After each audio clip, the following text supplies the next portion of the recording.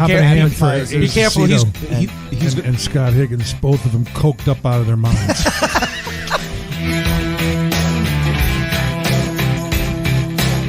Listen to you.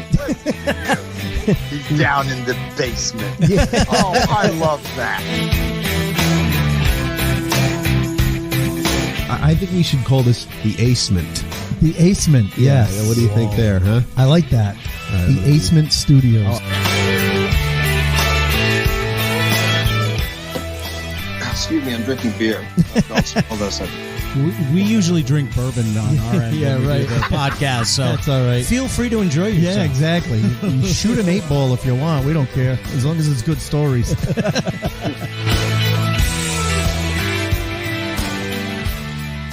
And thanks for joining us, everybody. The stories are going to flow tonight like this fine bourbon we are sipping. Did you practice that? No, it just came to me. That was pretty good.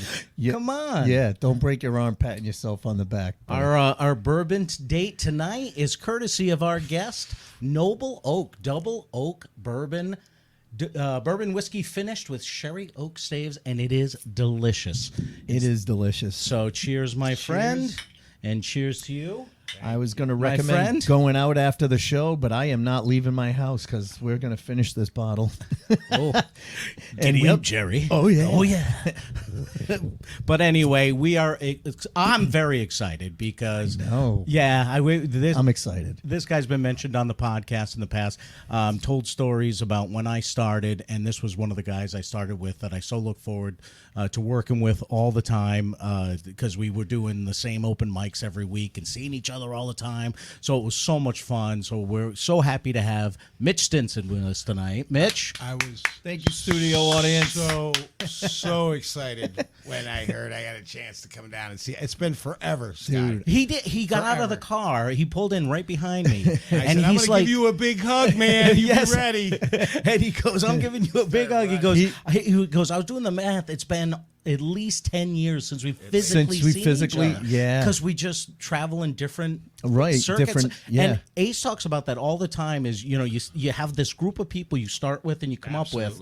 And then as we move up the comedy ladder and we start doing, we're finishing shows, right. We're closing out the shows, we don't work together anymore. Right. Yeah. Yeah, once you stop featuring, you don't work with headliners. So even like the headliners that were headlining when we were coming up. Right. Like when we had Mike McDonald on the the podcast, we're like, God, when was the last time I saw you? Yeah. Because I haven't seen Mike Donovan forever, and he's like one of my favorites. Yeah, Like, exactly. I love Mike We Donovan. were talking before the podcast about Paul Nardizzi, who we had on a couple of weeks ago, and being that wordsmith type of guy, and so the way he puts words and sentences together and his joke structure, and Donovan is that same thing. cut from that same cloth. Those guys, brilliant humor. Oh, exactly. The way that they, the mechanics of their Every jokes time is I so listen to one of their perfect. jokes, I realize how piss poor I am. yeah, right. It's like, You're like, man, thank that God. guy's smart. Yes, it's true. You sit there and you go, well, thank God I got stage I'm gonna make a presence. funny face. Or something. I got stage presence. I just bought Donovan's book, the comedy book that he did, and I started reading it, and I was like, wow, I am shit. That's good. It's good to know that I'm pretty much shit. Yeah, exactly. Yeah. But, Donovan's just one of those brilliant guys. But, Mitch, it's so nice to have you here and chance to catch up. We did you start in 2002? So basically... We did start at the same time. We started basically right at the same time. And, I had done like a couple of... Like, I love the stories of, your first time ever on stage. It was just such a horror show. Yeah, like, was it? It's supposed to be. 4 years. I sat in my room for 4 years, didn't even leave the house. After? No, I did it. I had to leave the house. For my first time ever, I got out of the service and I was at a club in Buffalo, New York, the Comics Cafe, and my brother and I sat up all night drinking beer and writing jokes. Yeah. Put together the next 5 minutes. I'm like, I'm gonna kill. This shit is gold. Oh my God. And I got on stage, and it's like it was 5 minutes of pure silence. Like even the crickets were embarrassed. It was that bad. They weren't even rubbing their feet together. They were like, they were making for the exits. So I got off the stage and I'm like, "You wrote shitty jokes, dude." And he's like, "You did it really bad." Doing one of these, pointing fingers doing at the each blame, other. the blame. Yeah, And It was the writing. seriously, It was the 4 years. performance. was it 4 years 4 years. before 4 you years go before back? you tried again. So then I came up to Rhode Island and I saw an ad. It was the Phoenix. In Rhode Yes, Island? Yeah, Providence, Providence, Phoenix. Yeah, So yeah. I saw an ad in the Phoenix. This was '02, and it was Flinzo doing it at the station. Mike Flynn. Wow. And so that was like the very first time that I actually got up, did something where I was like, okay, I'm actually enjoying this, and then went back. Yeah. Now, did you do some of the same jokes that you did 4 years before, or did you totally write Scrapped different? it all? You scrapped it all. Everything. Now you mentioned That was the last time your brother was considered a comedy writer, wasn't it? Talk to him. Asshole. now 20 years is later. he older or He's younger? He's younger. He Younger. critiques the shit out of me too. He's like, I don't like that one. I'm like, well, I didn't like the one you wrote. Right. Now, do you have any other siblings? I do. I have. So I'm the oldest of 3 brothers. Wow. You know, we found over the last almost 6 years, we can count on less than 2 hands when the oldest. I think in we the just family. moved to the second I hand. think we're but just we're still now- under 2 hands. Mostly middle childs or Middle and younger. youngest. Middle and younger. Middle and youngest. Yeah. Yeah, you're like an overachiever because anomaly. you were you're definitely an anomaly Yeah. because you were in the service. And we want to talk a little bit about that too. Yeah. Because when I was doing research for the show, I like saying that because I read your bio and that's my research for the show. But it's more than he does. So As he cut and pasted Did it. you read For, all 7 words? I did. as he cut and pasted it for the No, for but it the was- show post. He read it. But it was so impressive because, again, being your firstborn, you had a very successful military career. You're not the typical comic. No. Typically, the comic is like we said, the middle child or the baby. It's interesting you say that too because I never consider myself the typical comic in the sense that I never had So I got into comedy for a little bit of a different reason is that I loved doing it. I loved making people laugh. That was it. That was it. That was the only reason. I Yeah. had no goals of getting a pilot or Same. becoming an actor or Yep. becoming successful, which I've kept my goals. Yeah. Isn't it great Yeah, I to never- feel that I way set the that you bar can keep your low. goals? And I can step over it all the time. You guys, He's engineering under here, I guess. one of those kind of shows. Yeah. huh? Yeah. Hey. Ace No. seems a little tense. Well, I'm sitting That's right part next of the to you. engineering job. That's what you call it. I'm sitting right next to him, so I am a little tense. No, but yeah, you're right. I was the same exact way. I just wanted to make people laugh because Right. I loved.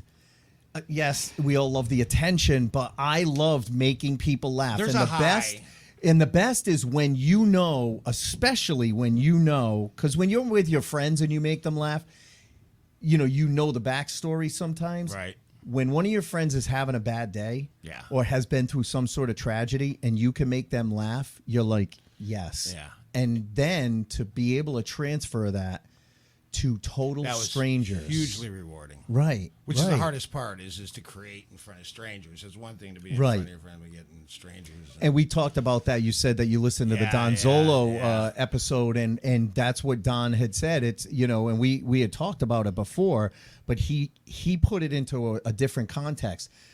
We always get people that come up to us after a show and go, my friend said I should try comedy because I'm really funny, and they probably are very, very funny.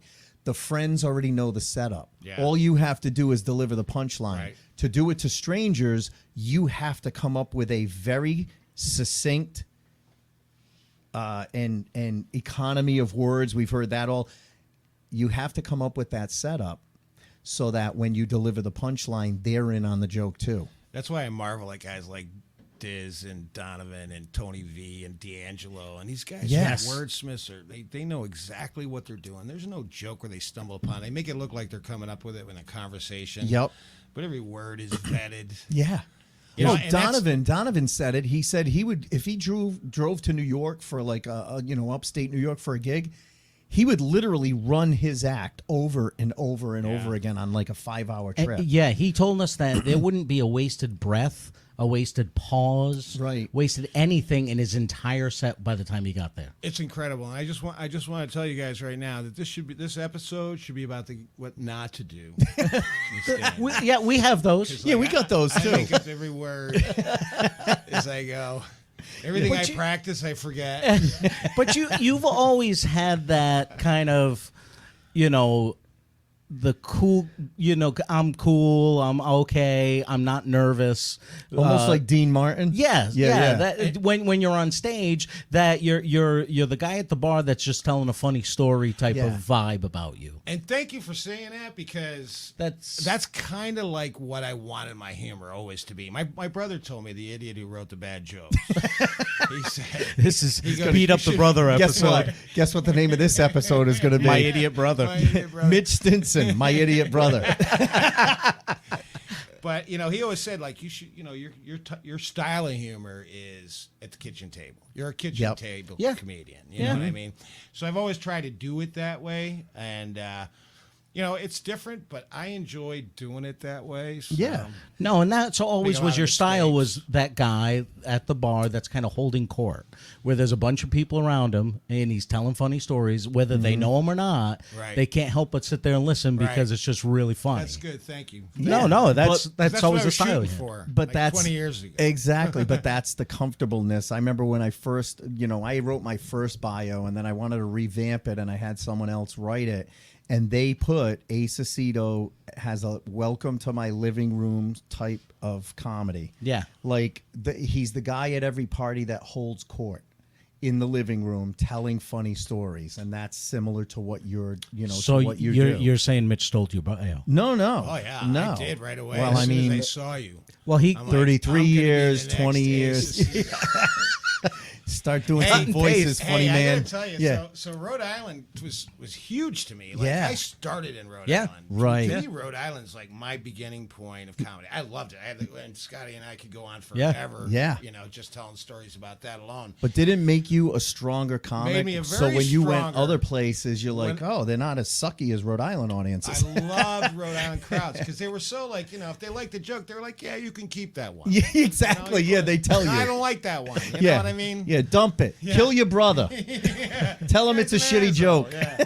Do you remember the for a couple weeks in a row when we were doing the station nightclub, there was a couple of, it was either 2 or 3 guys that would come in and sit right up The front. guy with the cowboy Yes, hat? I was just gonna say one of them had a cowboy Who's hat. that guy? Yeah, they would sit there and Never laughed. never ever laughed. And Which was if a great challenge. if he was quiet, he actually liked you.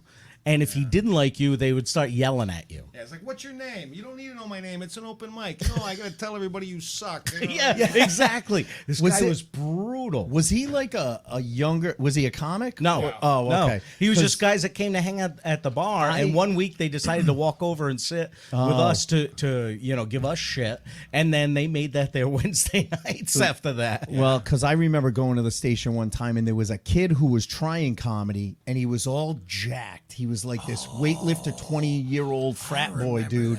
And I remember him. I got to ask you about his story. And I remember him because I was up on stage. I'm doing great with everyone else, and he's just sitting there like this. And I was like, you know, afterwards I pulled him aside. I'm like, dude, what are you gonna be a dick for? Like, we're all in the same boat. Yeah. I'm trying to work out new material. You're trying to work out new material. What are you giving me dirty looks for from the we stage? had such a great group of people that went on a regular basis because you had like Derek Bender, Yep. Rhodes Pierre, Seth and Steve. Yep. Yes, Yeah, Seth Seth and and Andrea Steve. Henry would Yeah. come a lot. Like you mentioned Alvin earlier, David. Alvin David, Yep. Mike Whitman, Owen Bonus. You know, That was a great, Dan great Hershon, group of guys. You know, and you had gals. you had a great group every week. That most of them would be there doing spots. But there was one week, and I've told the story on here before, and you can clear up one part of this. He's been dying to ask you about this. Okay, there was one week. I never touched her. Yeah. Well, hopefully not, because it was a him. Yeah. No, but there was one week a guy came in with a bunch of his buddies, and he said he always wanted to try comedy, always wanted to try comedy. So Mike Flynn goes, absolutely, it's open mic, we'll put you on. And since the guy brought like 6 or 7 friends, Mike said, I'll put him on a little bit later. Well, they didn't sit in the room. They went to the bar, and he's doing shot after shot after shot after shot. So finally, when the kid goes up, he is hammered drunk. You're probably starting to remember this.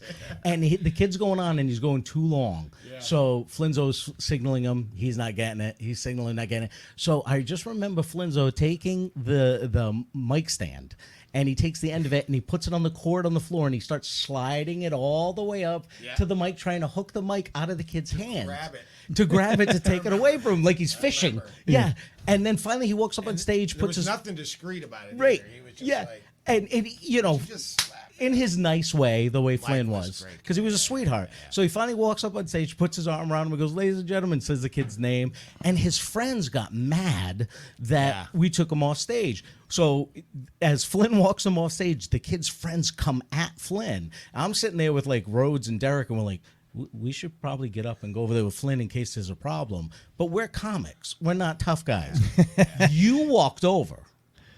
Remember? You walked over, and I don't know if you said something or you gave them a look, but all of his friends just kind of stopped talking and left. And we were like, that's so right. Scott has been wondering all these years, what did you Mitch either say or do? But you went up just behind Flynn as Flynn was trying to explain to him, listen, everyone gets a certain amount of time. I had to take them all, so and he was nicely trying to explain it. And you just went and shut that shit right down. And they left without there being a problem. Yep. And we're like, that's right. Mitch is a comic. Well, before I did stand-up, I used to bounce in a bar for years. Well, so you went into bouncer mode at that point. point. Went into bouncer. Yeah, you diffused that situation really fast. It's really one of those things like nothing else is going to happen here. Because like 2 weeks later, somebody was mouthing off, and I'm like, oh, yeah? Mitch, come take care of this. Yeah. Well, oh, he's not here tonight? Sure, go right ahead. Keep yelling. You're fine. Yeah, you're fine, sir. You can say whatever you want. But I just remember Flynn so nicely trying to get this kid off stage and fishing the line and everything like that. I remember that. It was hilarious. Yeah, that was the funniest part of the night, was him just trying to get the mic. And it took like a while. Too. Yes. Like the kid just kept rambling, and Mike would almost get the mic, and the kid would turn and get the mic away, and he'd have to start all and it was again. and the kid was virtually incoherent. Yeah, I mean, he wasn't even speaking English at that point. He was just babbling. He was slammed. Which is even worse. Hammered. How hammered were his friends that they got upset over the fact that he was getting pulled they were off basically stage. laughing at him literally because of how hammered he was. You know, it's how bad it was. Yeah. So you get people getting up on stage and doing a dare, which I think is great. I think anybody who's willing to do it, go for it. Try it, right. But at some point, I mean, you can't bring your crew and then cause trouble. Right. You know what I mean? Like, Right.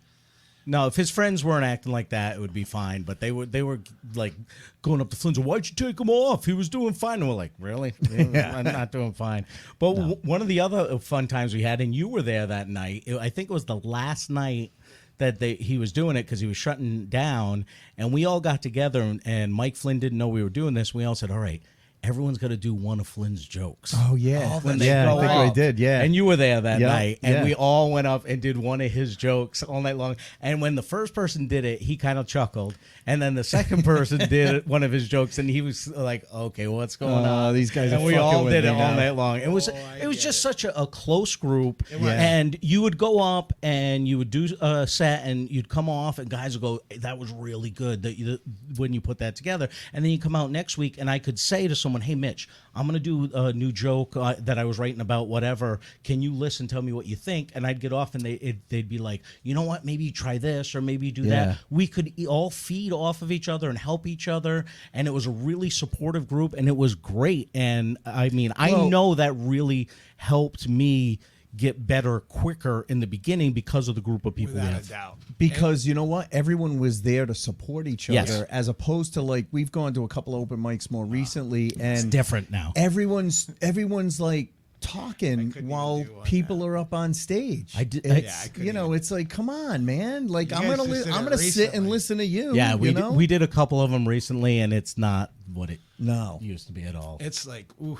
I when you go back to what you're talking about, how we were all supporting each other, and I don't know what your starting group was, because every comic has a group of like good. My starting group was Rockin' Joe Hebert, Yeah. Eddie Galvin, Yeah. Tom Cotter, Oh my God. Al yeah. Ducharme. Oh my God. Yeah, you guys. Greg were all Fitzsimmons. Killer. Greg Fitzsimmons. Yeah. Greg Fitzsimmons. It was me. Rogan would drop It in was sometimes. Scott. It Yes. Not the Beatles. Cato and Morin. You know, we all Cato got and together Warren. and said, listen, anybody can shoot specials on HBO and, you know, things like that. We're going to just be mid-level local comedians, and we all achieved it. And so say what you Well, want. some of us got together and Resoundingly said so. that. Yeah, thank you, my Well, friend. listen, we got together and said it too. It's just that Cotter and Fitzsimmons and Al Yeah, Ducharme fucked it up. that's what I mean. They screwed by it up getting for really, everybody. really successful. They You screwed know? it up for everybody. I tell you what, though, that support group, getting back to it. Yeah. And I don't know how supportive those guys were with you. Awesome. But yeah, they were awesome. awesome. To this day, still. That's But it awesome. was a different time too. I started in '89, Yeah, so see, that was a long time for audiences us. used to go to open mic nights. Right. Like regular people would go out on a Wednesday or a Thursday night to go see comedy because at that time everything was about, hey, we may see the next, you know, Roseanne Barr. We may see the next Tim Well, Allen. That was the scene, too. It was the yeah. scene, you know, because there were a lot of people getting picked up. But you for know? us, too, like, and I remember, which I thought was crazy, and that's why I spent 2 years in Rhode Island doing nothing but Rhode Island rooms, and I know it made me a better comic. I know that I learned comedy, but we would try anything. Yeah. Like all of a Yeah, sudden, 'cause you could. Scott would sit there and go, you know what, I'm going to do it. And we had audiences. I mean, we Yeah. didn't have big crowds, but we had Right. people that were paying attention, and there was Yeah. a different room every night. Yeah. Right.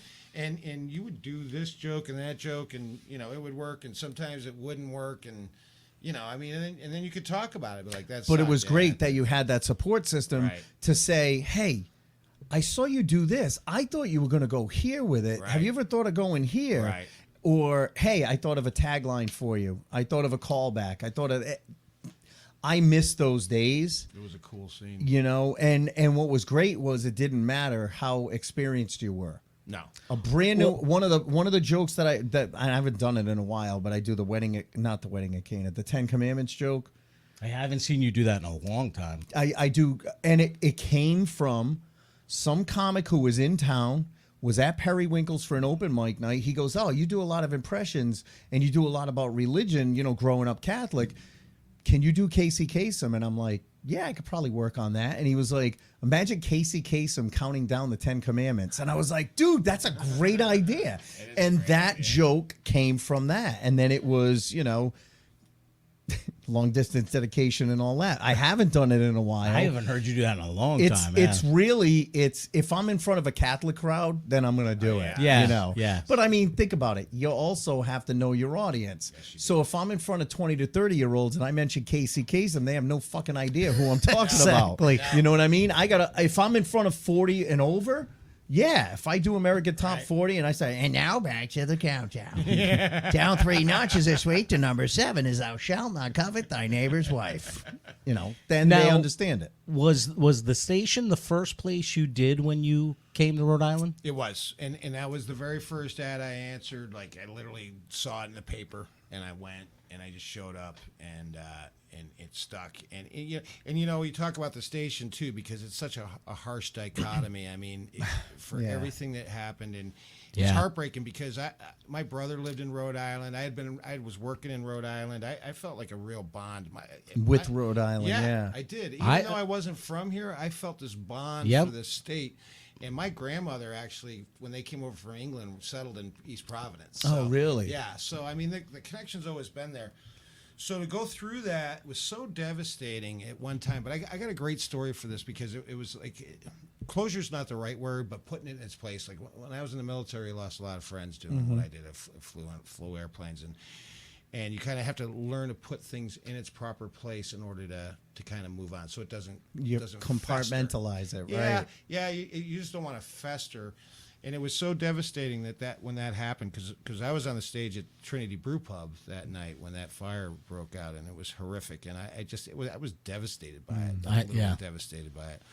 So about 2 years later, it had to have been close to almost 2 years later. It was like the very end of my Rhode Island days where I was kind of moving back up into the Boston area.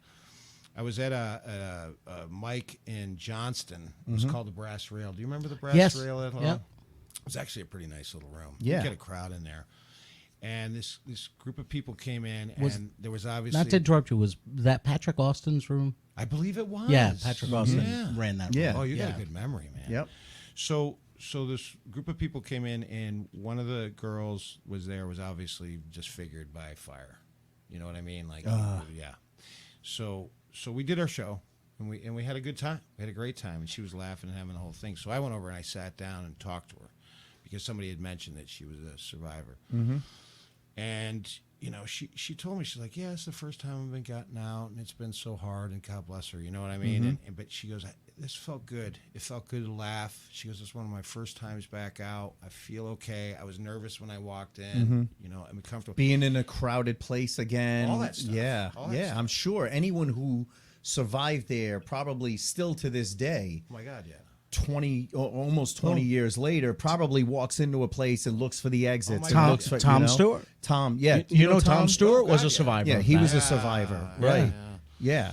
So it affected me so deeply, but at the same time, doing comedy, what we were talking about, I was like, why do you do it? Why do it? Because I want people to laugh. Because when life can be pretty hard on most people, whatever they're dealing with, to be able to just forget it for a little while and laugh and to let everything go. Right. And it was kind of like, well, that's what I started with. And I started at the station where she had her tragedy, and we all had our tragedy. And for her to sit there and go, you know what, for the first time forever, I feel really good. It was fun. It was a fun night. It was kind of like... Almost like full circle for you. I was able to put it in its place, I think. Yeah. Because that weighed on me heavy. Did it weigh on you? Yes, Scotty? it did. I'll never forget getting phone calls the day after the fire from family in Connecticut because they knew I was doing open mics there. I remember my father and his girlfriend driving out one Wednesday night to come see me out there, and them calling me to say, "Hey, Are you okay? Are you okay? Yeah, I wasn't there last night. Oh, okay. I saw on the news about the fire, and I know you were going there, and you just think about us being on that same stage, and you can picture the whole room because we were there every Wednesday night, And it was good memories. and yes, Right. we had such Changed. positive experiences there and everything, and I'm sitting there picturing the inside of that place. I can still to this day see the Where pool. would I have run to? But I'm like, okay, the pool tables are to my left. Right. You know, the upper raised section over here to the right. You know, I could see the straightaway. I could see the bar over there left. The bathrooms over there. I could draw a map of that place. Yeah. You know, and everything. So I know it so well. And you know, so many people I've run into connections. You know, not just from comedy, but a guy I played high school football with. He was sitting at the bar the night of the fire. And he was able to get out through one of those slender windows in the bar. Tom Stewart, who we do shows with, was able to get out. It's like, it's just crazy. And thank God we weren't there that night and everything like that. But I almost feel like, in some ways, if you were doing things there on a regular basis, you felt affected by it. Part of it, yeah. Yeah, I mean, I think they had stopped doing comedy night maybe 2 months before. It wasn't that long before. Yeah, and I'll never forget my buddy Dave. You were there on the last night we did comedy. Yeah, and my buddy Dave called me earlier in that week. He goes, "Hey, Great White is playing at the station. Do you want to go?" And I was like, "Oh shit, I got to go to a work meeting in New Jersey." And I'll never forget. I wake up the next morning, and everyone, because everyone knows Rhode Island's small, so they're like, "Hey, did you know about that nightclub that burned last night?" And I'm like, "What are you talking about?" Right. And they said some place called The Station. I was like, are you fucking kidding me? Right. I said, if I wasn't at this meeting, I was supposed to be at that show last night. Yeah. And thank God, because not only was I not there, but my buddy Dave couldn't get anyone else to go with him, so he wasn't there. Yeah. You know, and it was just Profoundly affected by it. by a lot of And people Rhode Island in was this a state. small enough state where that's one thing I learned. Yeah. You know, being here, and like I said, my connection to Rhode Island is so deep, anyways, because I literally cut my teeth doing comedy, and we talked in about Rhode it. Island, yeah. And I love the crowds here, and I love the whole attitude. I love everything about it. My brothers lived here, but everybody knew somebody who it affected their lives. Absolutely. And it just- Yeah. I remember working with a headliner at the Comedy Connection East Providence, and the headliner saying in the green room, you'll know who it is, but I'm not going to out him. Yeah, no. And he goes, listen, we all know Rhode Island crowds are dumb enough. So let's not dumb our material down. Let's bring them up to our level. And I'm sitting there thinking, dude, no. I can connect with these people and have Right. fun. Instantly with They're them. just a little bit different. They're not going to go for your cerebral Cambridge fucking comedy. Exactly. You know? So I just went out and I just talked to Neither them. do I, though. Yeah. Fuck that. No, I hate but- that. right. But we know you just go out and talk to them. Yeah. Exactly. You It just talk doesn't mean to you them have and to they're drop an fine. F-bomb every other word. No. It's just a working class type of place. I grew up you in know? Buffalo, New York. Yeah. It's like my It's the my same. type of And you're people. still Right. a Bills Working fan. You goddamn right. Right. Been a good couple of years. I'm doing the Patriot Place next weekend. Oh, you're doing it? The you gonna CBS wear scene? your Buffalo Nice. jersey? I don't know. I might get shit. Not if you want to walk out alive. I might not get past the first 5 minutes. Yeah, right. That's awesome. So let's talk a little bit because Military, yeah. we talked a little bit about when you started doing comedy, but you had a military career before, did. and pretty, you didn't just join a branch of the service like. You weren't in the ROTC. Yeah, no, like I was when I was reading your bio and the stuff that you did, like it was heavy duty. My cousin joined the Navy and worked on an aircraft carrier and was one of the people on the deck. You were a pilot. Incredibly talented. Oh, absolutely, I get it. But what you have to do to land a fucking plane on a big rubber band Well, is amazing, and I know I just totally downplayed No, it, but no. it No, every not at time all. I watch shit like that, I'm Not like, at all. how do they do that? What everyone really wants to know, though, is did you have Highway to the Danger Zone playing? Oh, it was in my head. That's the real question. Yeah, right. I had a scarf to throw out. Yeah. And what was your call name? Yeah. Snoopy, Red Baron. Snoopy, Red this Baron. is Red Baron. Snoopy, Red Baron, over. I tell people all the time, I was so lucky. Yeah. Because I just kept sneaking through wickets. Like, because I mean, every time somebody, like, I started out with 75 guys just for the commissioning part of the program, and only 23 of us graduated. Wow. And out of the 23 that graduated, a lot of them went on to be flight officers, backseaters, helicopter pilots, P3. I was the only guy who became a carrier aviator. So out of that original 75, One? I was the only one. So I look at my class picture and I go, if somebody had told me day one, I was the one that was going to be an aircraft carrier guy. or if they had said only one of you guys will ever land on a carrier, I'd have been like, well, fuck it, I'm out of here. Yeah, right. Thank you very much. Yeah. It's like Kramer. I'm out, Jerry. I got gonorrhea again. I'm going to save myself some time and I'm going to go home. Yeah. Wow. But it was pure luck. Okay, so a lot of these No, guys went on and did a lot of other things. Well, But I think you also got to be skill. good at what you do. It is skill.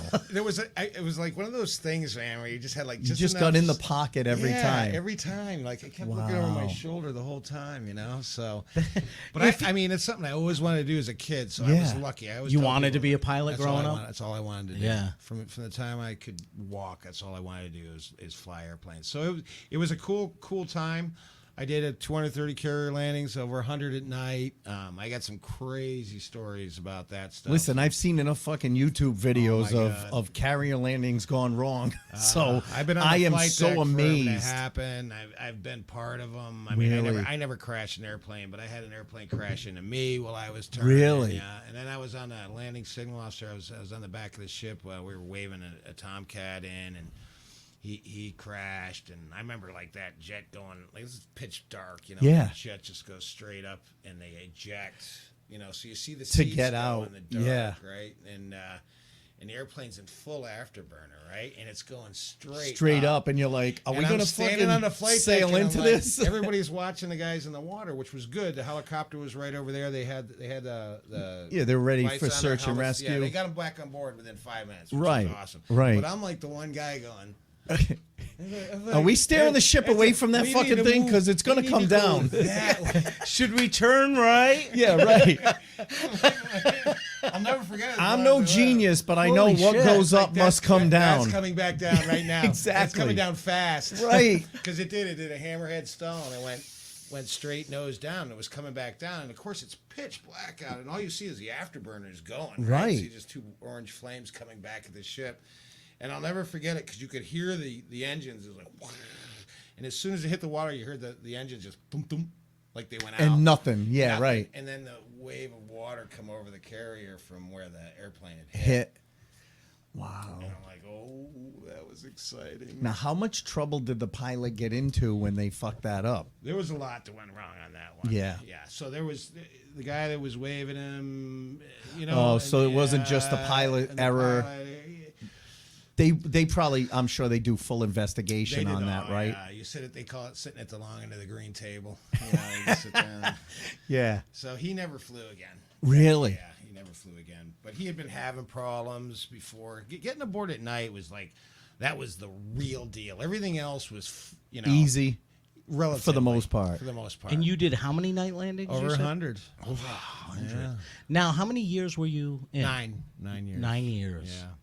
And where did you go? So I was an East Coast guy. So I went Okay. through Pensacola, Florida for flight school, got my wings in Texas, and then I transferred to Norfolk, Virginia for the East Coast. And I was on the John F. Kennedy. We cruised, did the Mediterranean, Libyan MiGs, shoot down the whole deal. Line of Death, remember the Pan Oh, yeah. Am, Yeah. Pan Am Lockerbie bombing? We went there and went after Gaddafi a little bit. Really? And the Cold War was going on, so the Russians were all over the place. I mean, Right. there was a lot of interesting stuff going on at the time. Yeah. And then I went down and spent 3 years in Meridian, Mississippi as an instructor pilot, that was a great tour. So Yeah. I loved that. And then by the time that was it, I was like, all right, I got to get out. So that's when I chose to get out. I was going through a divorce. I had 3 kids. I'm like, I'll never see my kids again If I you go back don't get to out. sea. Yeah. How old are your kids now? Old. Yeah. Yeah. Yeah, my oldest is 40. Wow. Yeah. Holy shit, dude. I was 20 when I had it. He told me my before the show God. he's 60 now. I'm Mitch 60. is Dude, 60. you totally don't look He doesn't 60. at all.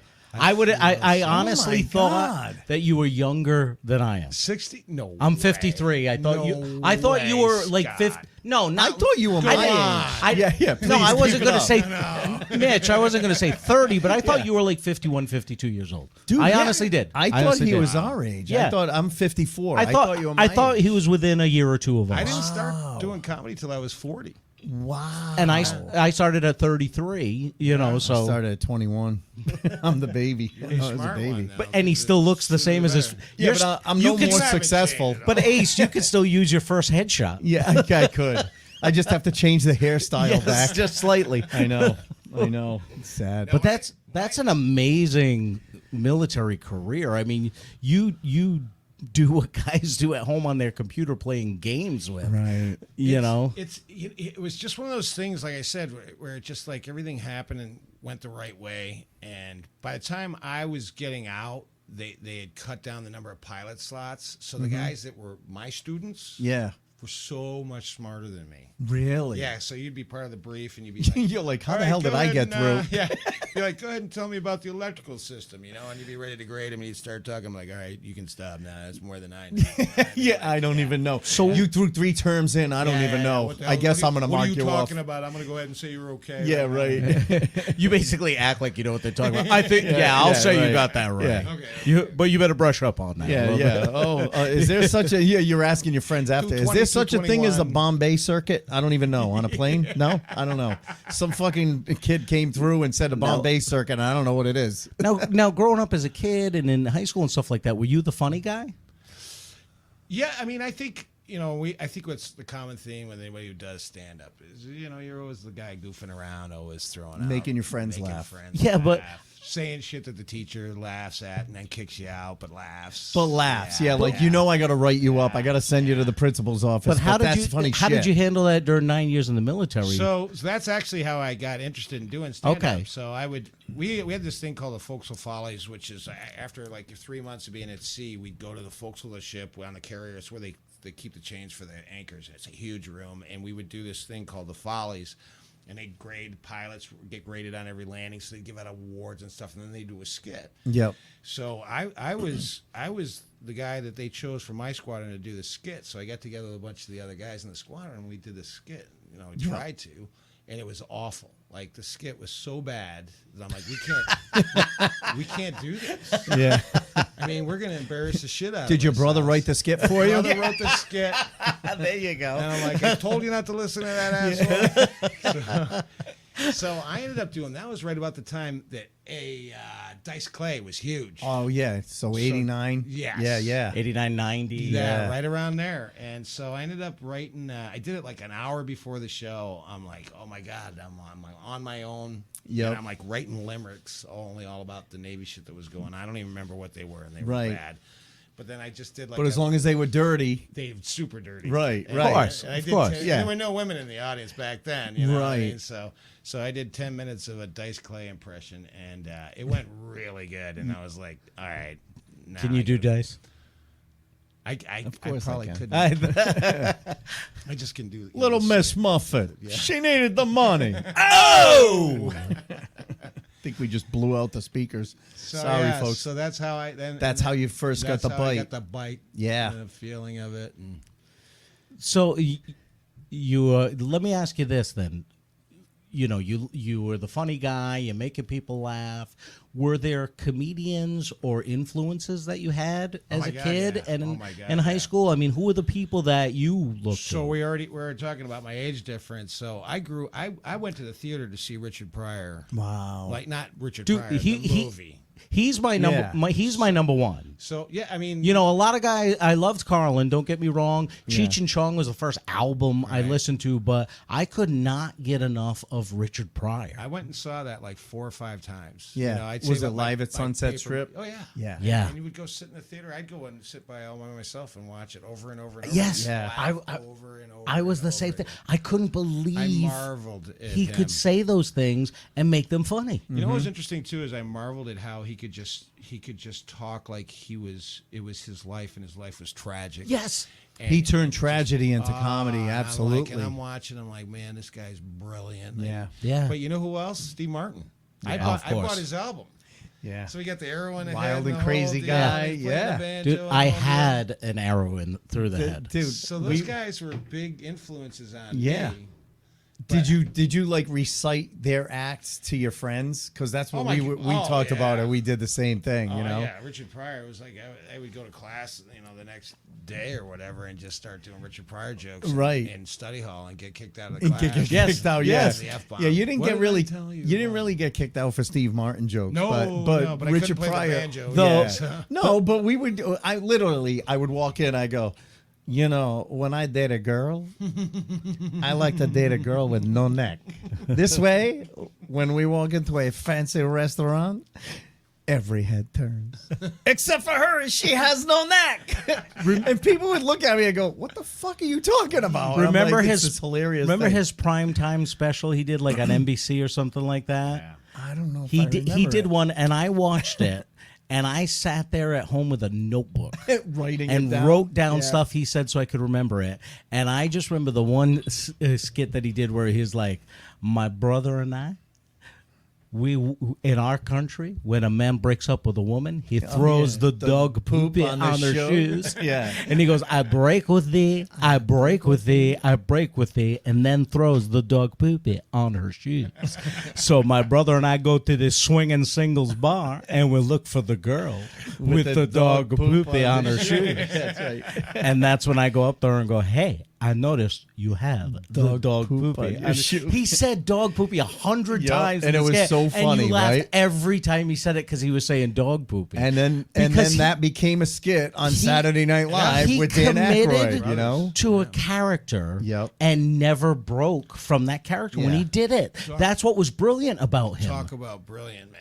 Yeah. Like that guy. He's an award-winning. Another great writer. playwright, novelist, Yep. musician, producer. He is just director, everything. Everything. Yep. Have you ever seen that website Masterclass? I have. I yeah. took his masterclass ya? on comedy, and because I probably wouldn't even be able to read it. Like he's so smart. I just wanted to Yeah. hear how he approached writing. Yeah. I said I would just love to hear how he approached writing, and there was so many insights. I mean, we could do a whole episode just yeah. on that, but it was it was worth what I spent read at the his time for it book. I because did everything. I read the book. I've read it twice, and just the way he, even to this day, the way he approaches every day writing. He's brilliant, dude. Yeah. You know, to come up with a new script or a new book or a new play or something like that. So He's one of the best Whenever ever. we talk about like comedians like that, that's when I realize how shitty I am at comedy. Because no, seriously. But you're because, not. No.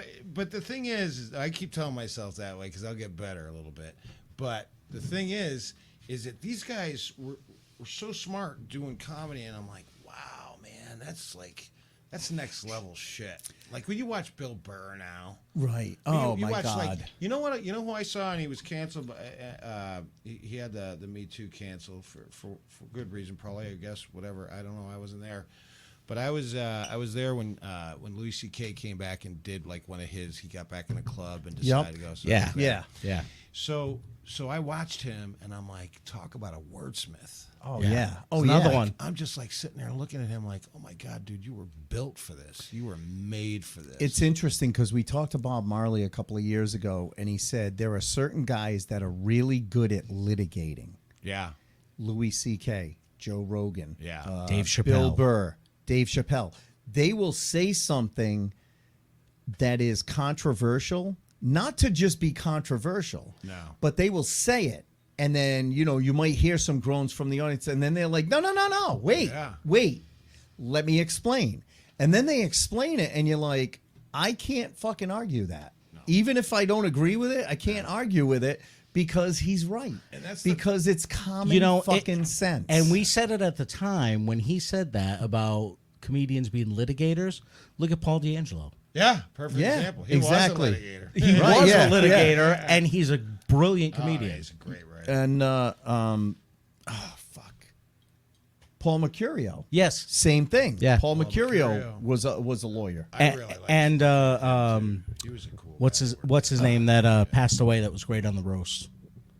Greg Giraldo. Greg Giraldo. Greg Giraldo Giraldo. was a lawyer. He was a guy. lawyer. Remember the Green Dragon? Yes. So Greg Up in Giraldo Massachusetts. was in there one night. Yeah. Or Was he really? Not the Green Dragon. What was the pool hall right here in Rhode Island that we used Bo's to go to on Billiards. Sunday nights or something like that? It was right next to the hot dog stand.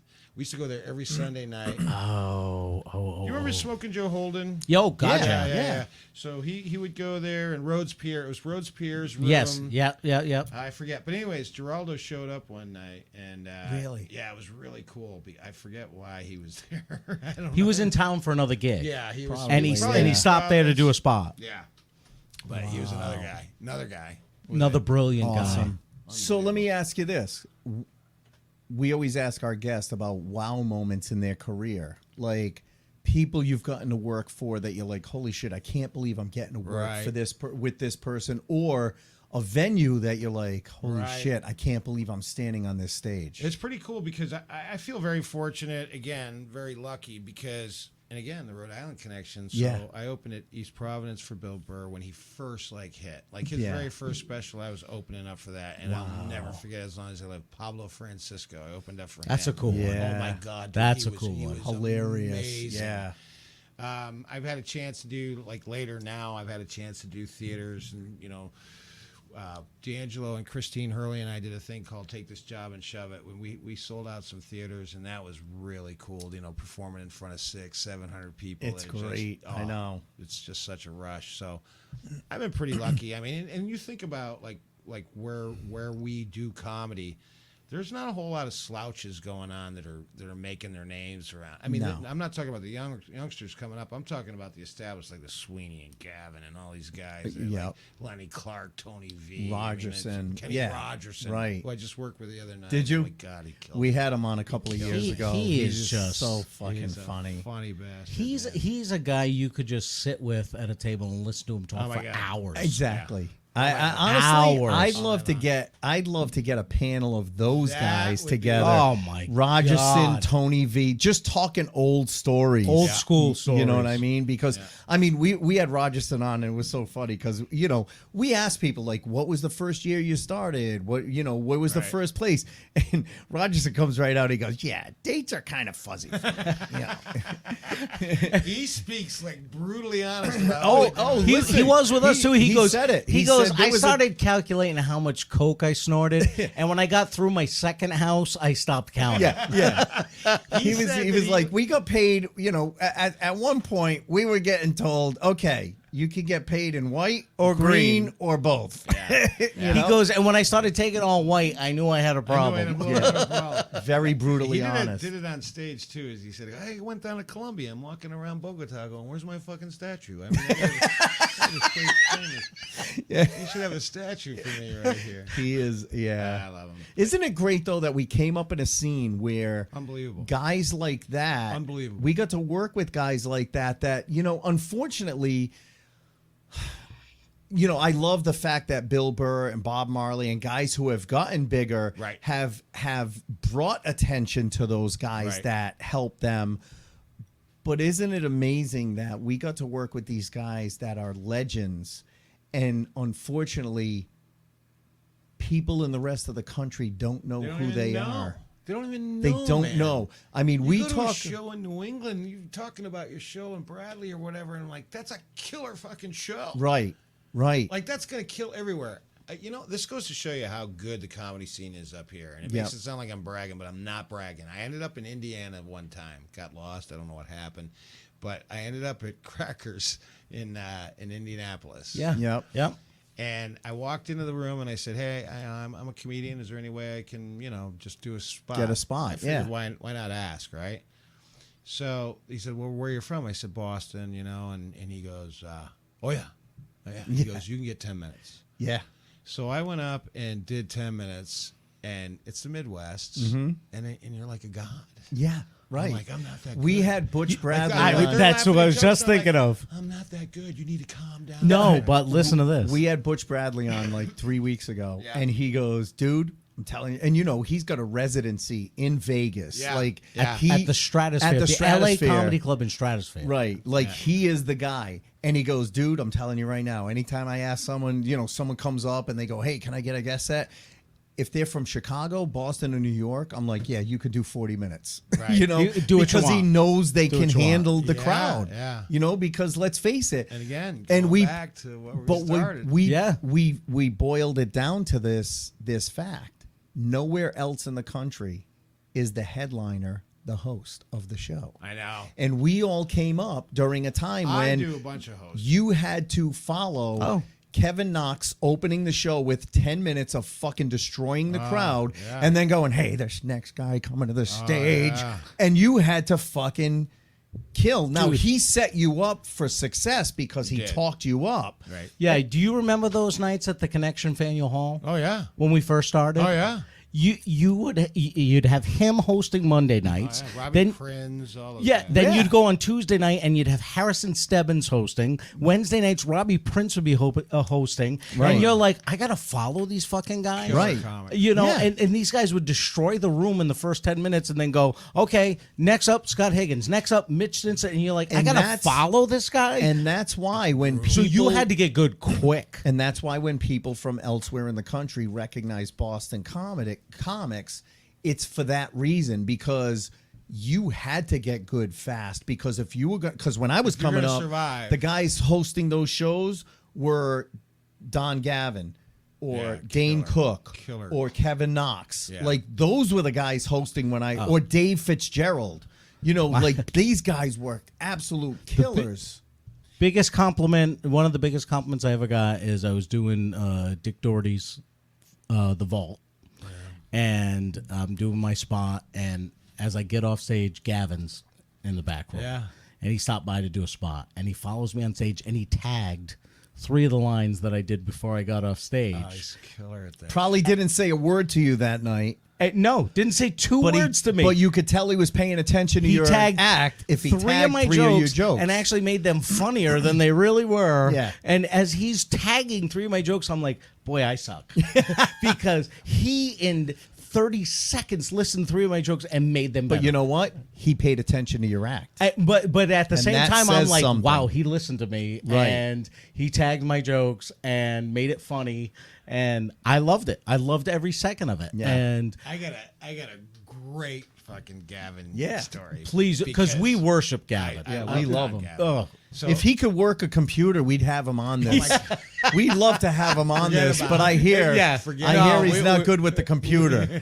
We gotta, you know what? We gotta wait until someone goes down to visit him, and then in Florida, Or and if then he's do up it. here doing a gig, we'll go visit him. We'll go visit him. We'll yeah. go visit him. bring him over. You should bring him on the Like Bradley. a hijack him. He wouldn't care. I'd love to have him on the Bradley. Mitch, I'll book him and you on the Bradley at the same time. That would be amazing. I worked That'd with be Don cool. a bunch of times, but my very first time I ever met Gavin was very not good. Like, Yeah. I thought I was done. So I was Really? like maybe 3 or 4 years into it. I was just getting up to the Boston area, and I was kind of like making a name for myself. So I ended up on this like showcase. It was like a fundraiser. So Gavin was hosting the show. Yep. And it Again, was Rogerson and Artie Januario and you know, I mean, it was just a murderer's row. D'Angelo was on the show, Yeah. and I'm like looking around, like, why am I? How am here? I on this show? Yeah, right.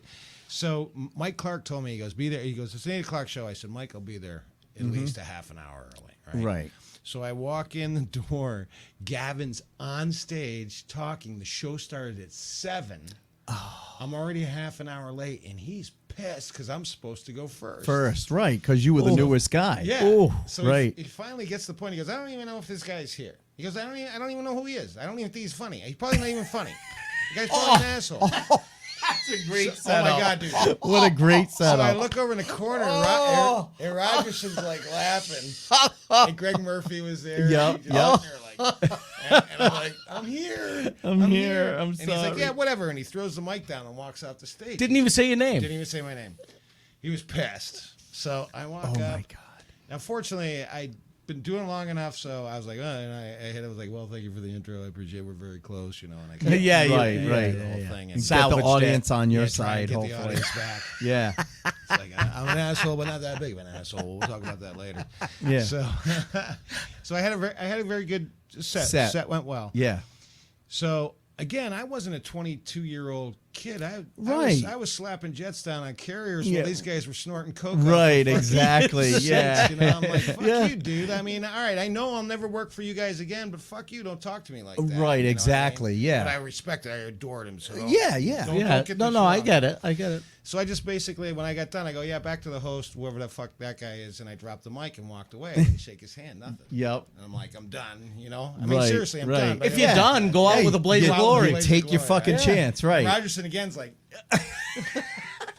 so Gavin goes up and grabs the mic and he does a few minutes and guy's killer comedian. Oh. Yeah. So afterwards he comes over to me and goes, hey man, I'm sorry. He goes, I heard the whole story, and he was super nice. Yeah. Super nice to me. And I'm like, I'm sorry too. I said, I thought I screwed up. I thought I was done. Right, right. So, but he was so. The one time that I think I learned the most about being a comic was having to follow him, and I ate it. I ate it so bad, Mm-hmm. but I was like, you know what? I'm gonna have to learn to do this, and you Yeah. know what? Yeah. And you're gonna have to learn to sit there and go, I'm not Don Gavin. Nobody's Right. fucking Don Gavin. Right. It's a travesty. And you got to that- be okay with that. But it's a Just have got to be to okay be. with that and go up and do your thing. because the problem is Don Gavin, Ken Rogerson, Those guys are Steve Sweeney. killer. Those guys should be household names. They should just be. like Tim Allen and Roseanne Barr and all of that. They should be household names. It's a fucking travesty that they're Killer. not. Now, we talk about the headline host thing.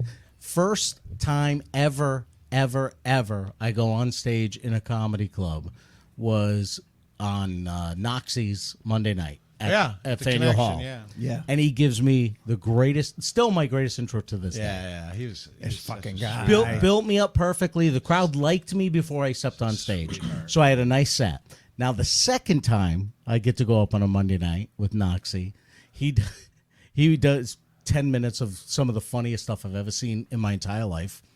And he goes, what I love about these nights is you might see the next Jerry Seinfeld or the next Chris Rock, or you might see a comedian burst into flames. But no matter what, you're going to get your money's worth. Let's see which one this next guy is. And he brings me up on stage. And I'm like, well, you got to run with it. You got to run with it. It could go either way. You don't know. Luckily, I had been doing it for a few months, so I was able to understand and go with it. Had that been the very first intro ever, I would have been like, what Right. the fuck? I would have been in panic mode. But the first time he set me up perfectly, and I will never forget. I had some amazing conversations with him on shows and He's stuff an like that. extraordinary human being. Those guys were just like blown away. And we go back to Gavin real quick because that Yeah. guy always treated me like gold. You know what I mean? Like, so I was. I so never really got fortunate. chances to work with Me him. neither. And you know I- what? I- and we've I- said it before. I call him the heartbeat. Yeah, of Boston. Yeah. Well, no, because I was at Giggles one time and I brought him up on. I was hosting the show and he was only doing like a 10-minute set. And I go back into the green room, which is kind of like a little kitchen area, Yeah. so you can hear everything that's going on Right. stage. And Gavin gets on stage, and the laughter was like a heartbeat, like dum dum Right. dum dum, dum, through the whole set. 10 So minutes. well timed. Yeah. I'm like, oh my god! I was like literally watching the second hand on the clock, and he was getting laughter. I'm like, Yep. that guy was just brilliant. See, the thing that sucks, and we talked about it before, is how when you're coming up, I seem to have opened for certain people a million times and other people never. Right. Like, even though Gavin was at the Comedy Connection in East Providence all the time, Right. I You just never got to open never for him. There, yeah. I worked with Kevin Knox a shitload. I worked with Ken Rogerson. I worked with, oh my God, I just lost his name. And I want to get him on, but he hasn't been doing comedy. DJ Hazard. Oh, DJ. Yeah. DJ, Mike McDonald, Mike Donovan. You know, certain people I worked with a million fucking times, and I never got to work with Gavin except really? for once. Once we were on a show, and it was one of those like Wednesday night, you know, open mic at the Connection, and it was like Dane Cook was hosting at the time. This was before Dane blew up, and Gavin and Sweeney and Rogerson were on the show. And, actually, I think I was hosting. I hosted one night, and those three were on the show. So I only got to introduce them. But I said to Rogerson, I said, what do you want me to say about you, Ken? And I had only worked with him once or twice. And he was like, I don't know. And he turns to Sweeney or Gavin. He goes, what should I say? What should I have him say? And Gavin was like, this next guy is a brand new comic. First time on stage. He's done that a few times. He's just trying it out. And then introduce him and he gave some fucking made-up ridiculous name, right? And then I go on and I do it, and fucking Rogerson kills for like 10 minutes. And it's like, oh my God, I am going to look like such a piece of shit because I'm hosting the show. Yeah. Supposedly the experienced guy and the new guy and the new crushes. guy just fucking crushed it. Yeah. Right, exactly. They had a blast. Oh, It was they good had a shit. fucking blast with that. But you know, it's funny because I only worked with Sweeney that one time, and then a couple of years ago, I worked with him where, I don't know, do you work for Mike Smith? I do. All right. Yeah. So Mike Smith had me on one of his shows, and he's like, Ace, I know you normally headline, but I'd love to have you on with Sweeney. I'm like, Yeah. I'm in. Yeah. I don't even fucking care. Yeah. I'm in. Yeah, and I went up, and I had an amazing set. It was about a 30-minute set, and I came off stage, and he was like, man, you were really, really good. That was awesome. I was like, thank you so much, Steve. And honestly, it meant I a was lot. lucky enough to work with Sweeney several times. Yeah, I got to work with him a lot. So it's weird how Yeah. we talk about it all the time. Certain people you work, Gavin, And then- 15 years. Yeah. Well, and then yeah. the other thing is, even besides we all got to headliner status, you work for certain bookers. He works for certain Right. bookers. I work for certain Right. bookers. I can't get a sniff from your bookers. Right. You can't get a sniff from some of Right. my bookers. Isn't Not it even a fucking sniff. crazy? Yeah. Yeah, It is amazing because it's like now I'm at the point where I'm like, look, They need people I've they been can doing this trust. 33 years. I'm a professional. I'm going to show up on time. I'm going to make the audience laugh. Yeah. That's all you should care about. That's all. you know? That's But all that matters. I get it that once guys get enough people in their rotation where they know They have get guys comfortable they can with trust. them. They Right. get comfortable with it because they trust Right. their people. I get it. know, and so I don't know if you tried booking shows, but I was like, no, I can't because people. We both I book book a to lot an of shows. extent. I book a lot of shows. fundraisers right now to an extent. And yeah, you're right. I do get comfortable can with be certain people. Well, it also can be a shit show, right? Because Yeah. all of a sudden you got comics not showing. I did a show, and I will not mention names Yeah. at all. But I had a show that I put together, and they fucking bailed on me at the last We've second. had that. I had Yeah. 250 people Yeah. waiting to Had that. see this comedian that Yeah. I had. Dude, And I'm Dude, like, I'm telling you right now, I booked a couple. We've talked about it. Yeah. I will never out them on the podcast. No. Yeah, no. and I'm anyway, still 'cause friend shit happens. and I'm still friendly with them on a personal level, Yeah. but I will never book these Yeah, I comics don't wanna get again. burned. Because you know what? If I book you for a show and I'm booking you because not only do I need you as a comic, but you have a sound system and a stage, so I'm booking you to set up and I'm paying you extra to do it. To do it, yeah.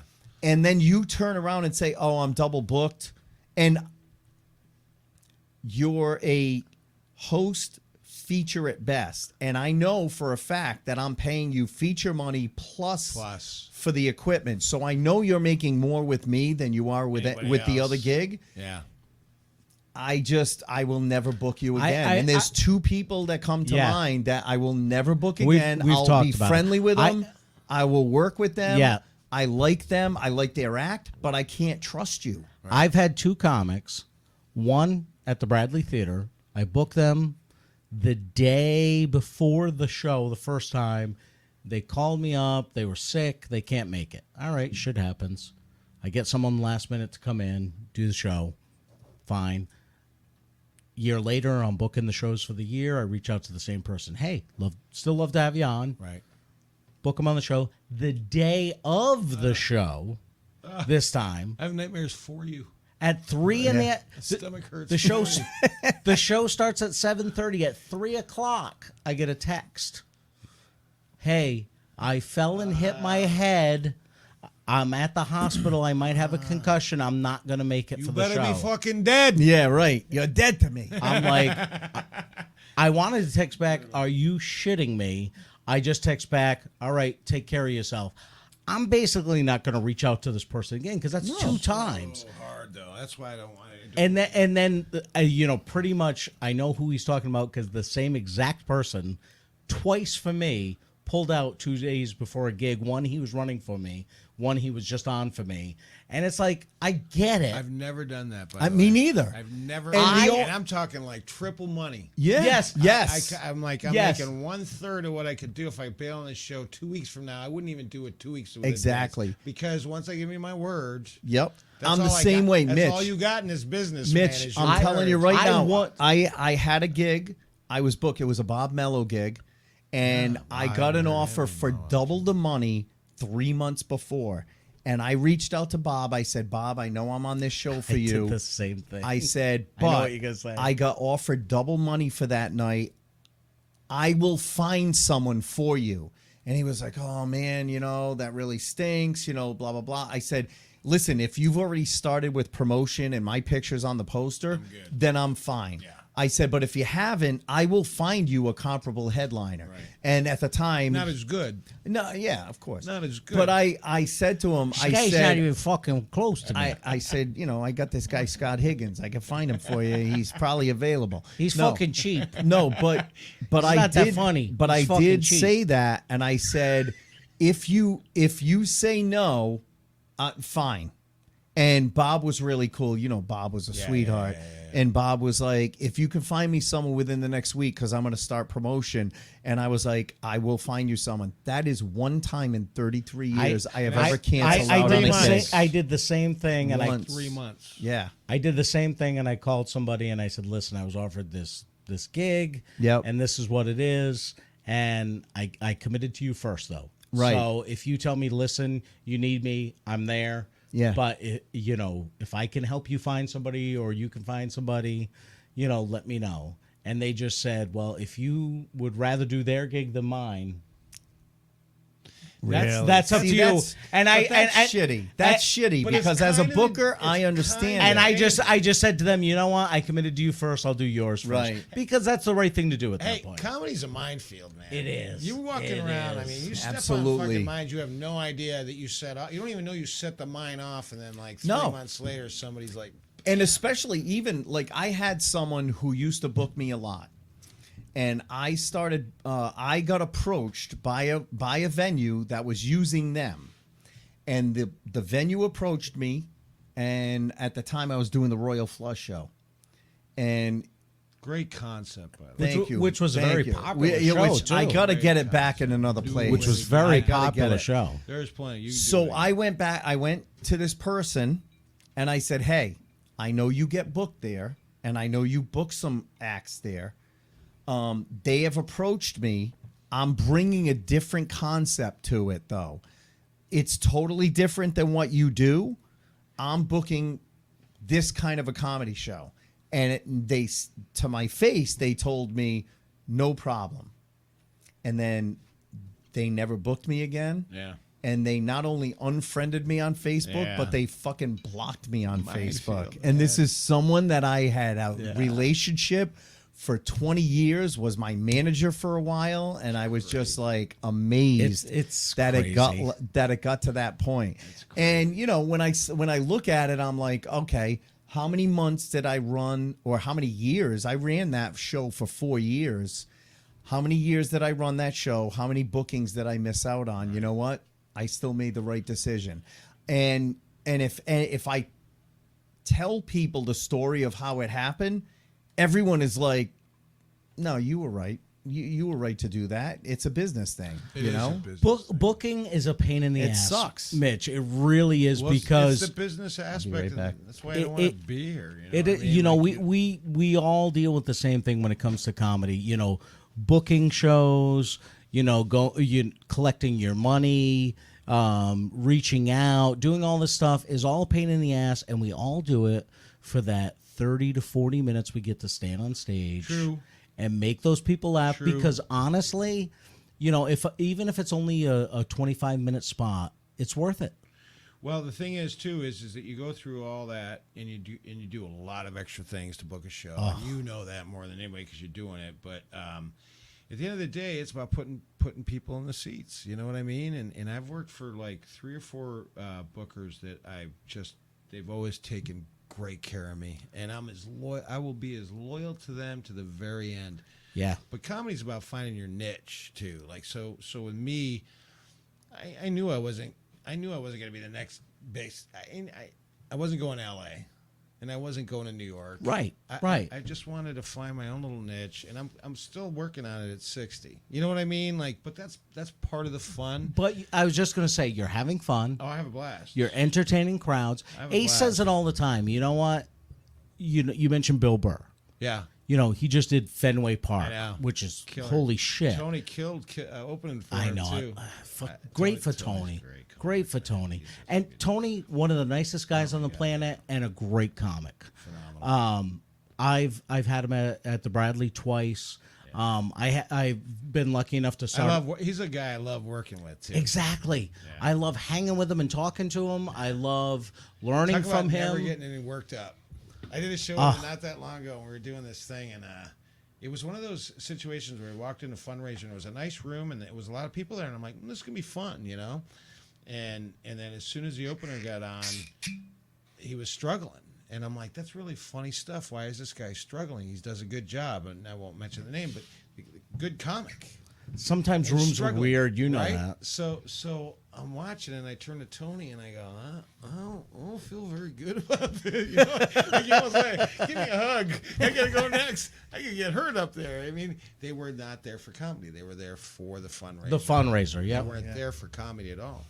So I went up, and I'm like breaking out everything. I'm sweating the whole deal, and I see Tony in the back, and he just got a grin on his face. I mean, he's been through it a million times, right? Like, and he just got a grin on his face, and like my only goal is like, man, I just want to do the best job I can for Tony because Tony's going up next. Right. You know what I mean? You want to set the you're table for trying him. to- yeah, do right. anything You're I setting the can. table for him. That's all you're He trying to doesn't- do. And believe me, that's a guy who don't need my help. He doesn't He need doesn't it, but need you your want to fucking do it help. because you respect him. Oh, I love him. Yeah. Man. He's great. So sure enough, he gets on stage and he just puts all the bullshit aside and goes and explodes. And I'm like, Yeah. there you go. You're learning. You're always learning. Yes. You're Yes. watching these Yeah. masters at work.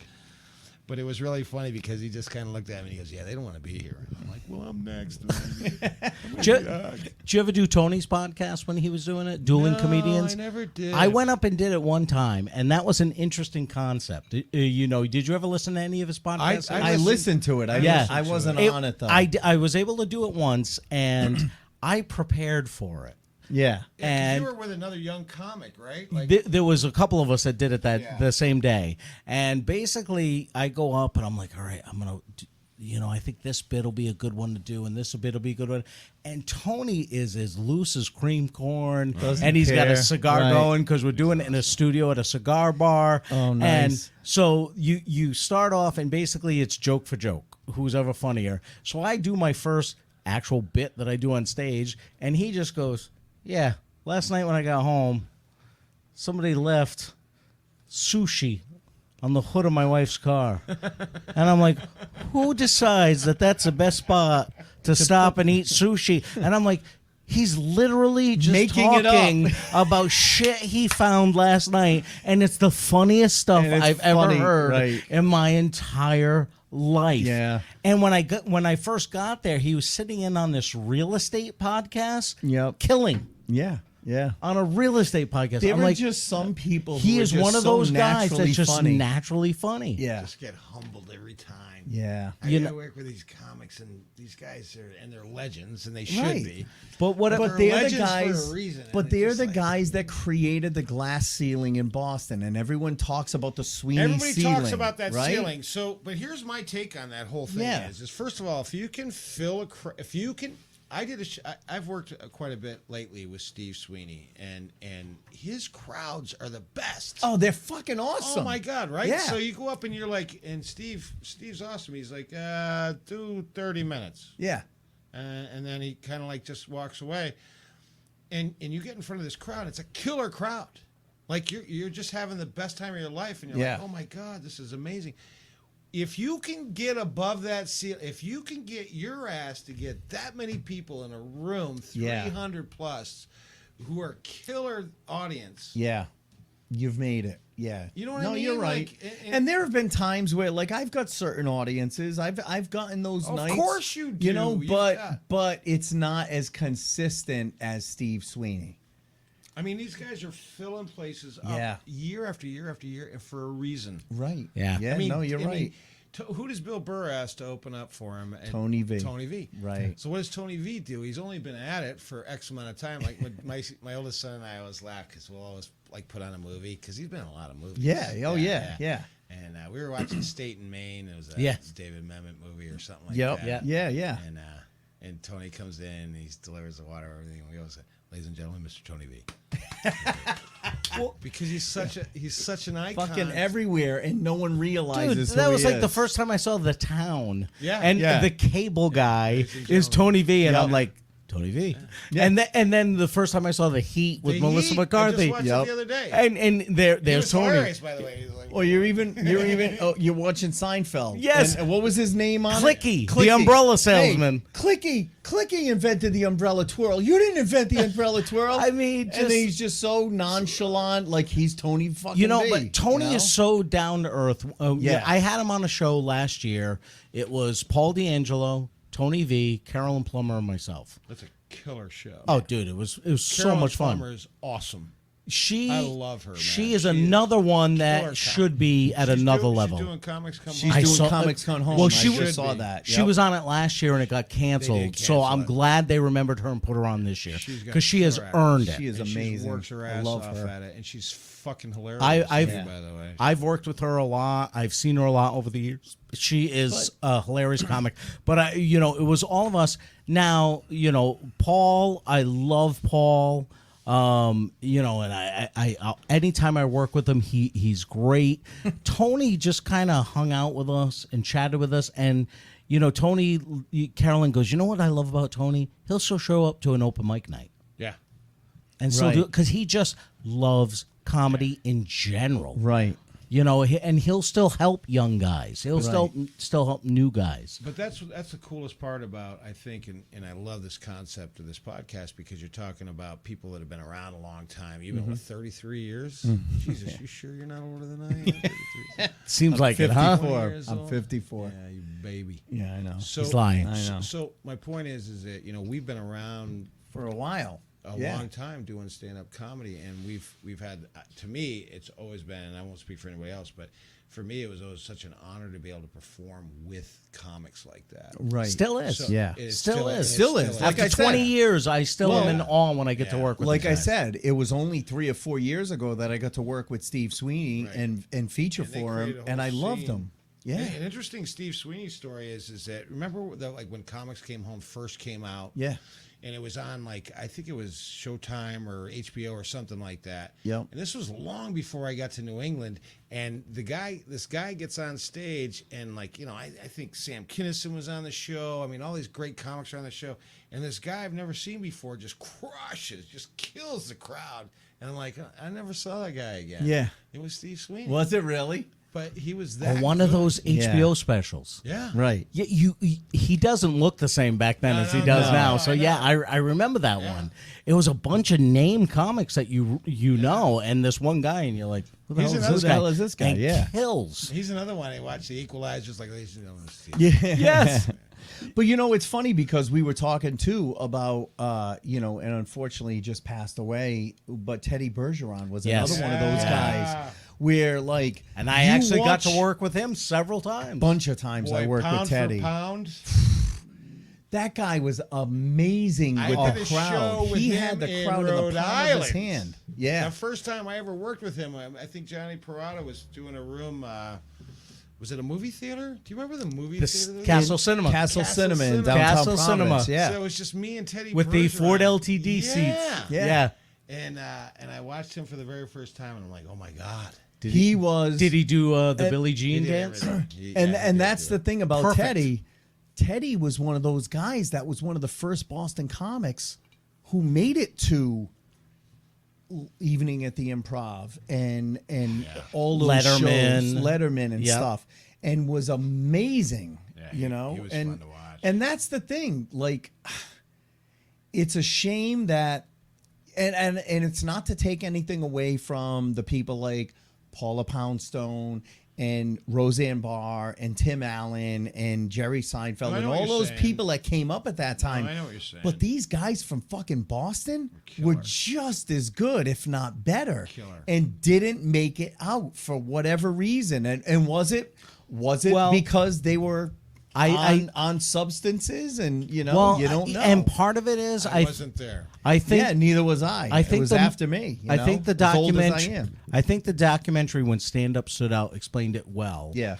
is like they at the beginning of it, he said a lot of great comedians came out of Boston, and a lot of the best ones never left because they were able to make a living in New England In without Boston. leaving. Well, It's a you good talk to point. Lenny. Lenny has told the story multiple times about how he would work 9 shows in one night, I know. just going from Warrington Ave over to Nick's. He tells back a to story Warrington in Ave. that Yeah. same documentary when Stand Up Stood Out where he made $3,000 in one night. It was back in the 80s, Yeah. doing 9 shows. Imagine making they $3 didn't have to grand in leave. one night now. You'd be happy, let alone in the 80s. $1,000 in one night, I'd be Right. happy. So that's the thing, and you know what? It's funny you bring up France Alameda because I have looked him up on LinkedIn and I've tried to LinkedIn with him to try to get him on the podcast. He's a big golf 'cause guy now. Yeah, he runs the golf channel. He is literally the runner of the golf channel. Yeah. But he is the guy that developed that when Stand Up Stood Out. Yeah, he And wrote it, produced it. I would love to get him on this podcast. You should He try would and be get amazing. him. Santarelli tells a great story about that guy got a call out of the blue one day, and it was he's like, what's his name? I don't even know. Fran Salameda. Fran Salameda. Fran. He Yeah. goes, Fran, is this Fran? He's like, yeah. He goes, this is. Oh Christ, we were just talking about him. See, this is why I'm getting 60. Oh my God. That's all right. This is Steve Martin. Give us Martin. clues. We'll get it. Yeah, this is Steve Martin. Sounds and the guy's like- like, yeah, whatever. And he's like, no, seriously, this is Steve Martin. He goes, I was out on the road and I started watching your documentary. I got enthralled by it, but I had to go and do another thing, so I haven't been able to chance it. Where do you live? And he's like, I'm in Malibu or wherever he was living. He goes, I'll be there in 20 minutes. Steve Martin shows up at his house just to watch the rest of the documentary. That's how good that documentary was. It was also cool how that scene was. And I love that documentary, by the way. Oh my It's God, great. we reference it all Well, the yeah, time. because it's where everything was built. right. Built. Yeah. And we know all the players when we Right. watch it. Exactly. And we know the Exactly. locations. Speaking and of everything which, like that. I think I did the very last show with Kevin Meaney. Speaking of Mike Smith. Really? Wow. Mike Smith booked Kevin Meaney and I in up in Laconia. That's not Yeah. right. Oh, he was killer. Fucking he love was such Kevin. an awesome guy. I went in. This is how good it was. It was just him and I. And I think Mike was just introing the act. So it was just him and I walked into the room and I said, hey, I said, my name's Mitch. I introduced myself to him. I brought him into the green room. I said, you need a water or anything like that and all this other shit. And I'm doing anything I can. This is kind of cool for me. Cause Yeah. like, this guy, you know. He's a this is fucking fucking- hero, this is right? Kevin Yeah. Meaney, right? Yeah. So as soon as he's all settled in and everything, I turned around, I walked out, and Mike Smith intros me, and I do like a 25-minute or 30-minute set or whatever it was. Yep. They were a great crowd, so it went really well. And I walk off the stage, and Mike's getting ready to intro Meaney, and Kevin Meaney walks out past me, and he goes, "You fucking asshole." I said, "What?" You're making me work. No. Yeah. He goes, "I didn't know you were a comedian." He goes, "I thought you worked for the place. You asked me if I want water. If you asked me if I want you go up there and do that shit." I almost ordered an order of chicken tenders from you. Give me some wings. Yeah, give me some wings. I'll be right back, Mr. Meaney. I got across the street. You guys got a good chicken parm? Yeah. No, he was such an awesome guy, And though. he crushed it that night, and you know what? I was devastated when I heard the news because I I had just know. met him, and he's such a sweetheart. He was a supposed to good work guy. around here that the night he died, and I can't remember where was it. It was at that Italian restaurant with Charlie Hall. Yes, Charlie in, Hall was I supposed think East to do it. Providence, was it? Oh yes. I can't remember the name of it. I had done it a couple of times. Yes, and Charlie he was Hall supposed had to be him set there. up, yeah. Yes, that's right. Yeah, and Oh he my passed God. that week Yeah. leading up to he it. literally passed on a Friday, and he was supposed to be Yeah. at that But place another, on Saturday. But another great name. Another Oh great my Boston God, name, another you know. great name. Yeah, there's been some greats that are. But he broke out of Boston. He got He to did. that level. Yeah, you know he what I did. mean? But he never forgot where he came from, because I opened for him at the Connection in Faneuil Hall a bunch of times, and Oh, he's a a sweet human being, sweetheart. yeah. Oh my God, we hung out after You know the what show. else was really He nice so too funny. is Bobcat Goldthwait. I had a chance to I worked with him once. real quick, and he was the nicest guy. We on the are planet. dying to get him on. Yeah, He's awesome. Yeah. He's a really, really, really nice man. I've heard Wine. that from a lot of people. And two, again, you're talking really smart guy. Oh yeah. Yeah, he has a great bit about being in there because he watched my set. I mean, that's the funniest part about like going on. When your guys. hero watches your set. Well, he has to because he's Yeah. going next, and he's like, "How much time is this guy doing?" And he's like listening around. Bill Burr, same thing. Had to Yeah. watch my set, you know, and I'm like, "Yeah, what do you think? Yeah. Hey, how'd I No. do? How'd I do? Can you go on after that?" yeah. Yeah. I Follow that, bitch. Hey. I was lucky enough just as he was getting ready to blow up to work with Bill Burr at the Connection in East Providence. Yeah. And I was featuring, and I was new to featuring at the time. And I had a good set. I got to hang out with him after the show, have a drink He's at the a bar, really nice and he man, was too. very down to earth, great nice guy. guy. Yeah. But I'll never forget one of the funniest lines ever is at the end of the show, he comes back in the green room, and I'm like, "Bill, that was phenomenal." He goes, "Oh, thanks." He goes, "You too, man." He goes, "You had them set up great." And I'm like, "Oh, thank you so much." And then the host comes in, and the host goes, "Hey, Bill, are you selling anything?" And Bill goes, "Why?" He goes, "Because I was going to sell my CD." And Bill goes, "You have a CD? Would you record your set twice?" And I just fucking fell apart laughing because I'm like, this poor guy was so excited about selling his CD, and Bill just ripped him in half. Would you record your set twice? But that's a lack of awareness right there. That's you don't so sell your stupid. CD in You front of the think? fucking headliner. You No. think? Maybe if you're No. the feature, but not if you're the No. host. First of all, if you're hosting, You shouldn't be selling shouldn't shit be You shouldn't have a CD if you're Shit. hosting. Yeah. at Right. that point. But it's just, I'll never forget that. And then the kid leaves the room, and Bill goes, "That was kind of mean. I probably shouldn't have said that to him." And I went, "No, totally deserved. that's good. Totally That's good. deserved. I laughed. Don't worry about it." Yeah. And then he goes, "Want to grab a beer?" And I'm like, "Absolutely." He's a nice guy. I yeah. had that room at the Vault on Monday nights, and he came in one night. And he's Yep. like- it was hilarious too because I got like 14 people in the crowd, and like I'm happy. Yeah. You know what I mean? Exactly. It's a Monday night. And he I wants got to come 14 in and do a set. So he goes up and he's like, "Hey man," he goes, I'm like, "Yeah, I know who you are." I know who you are. Yeah, yeah. I right. love when guys like that need It's like to, Jesus walking in. I don't know if you've heard of me, but I'm Jesus of they Nazareth. feel like they Yeah. need to introduce themselves. Converted. But that's how nice of a guy he is. Yeah, right? he So- is, he so is. he came up and he's like, "Hey, you know," and I'm like, "Yeah," and he goes, "Do you mind if I?" And I'm like, "Yeah, I think you can." Yeah, you can do run a whatever- set. do whatever Go the fuck ahead. You want to do, you know? Like, Do you want to do 10, 20, 30, Yeah, 40, yeah, 50? Yeah, What do you want to cut an album? I don't give a you fuck. want to do an hour? But he was working out a bit. Yep. This is a great part about like you talk about behind the comedy. Seeing, right? yes, seeing someone working out a bit that ends up on a Bill- special. Right. So Bill was working out this bit, and and it wasn't all together. Like you could tell it wasn't all together. He was playing with it, and I was kind of like watching, and it wasn't all together. And then to see the special when it all was together, and you're like, damn.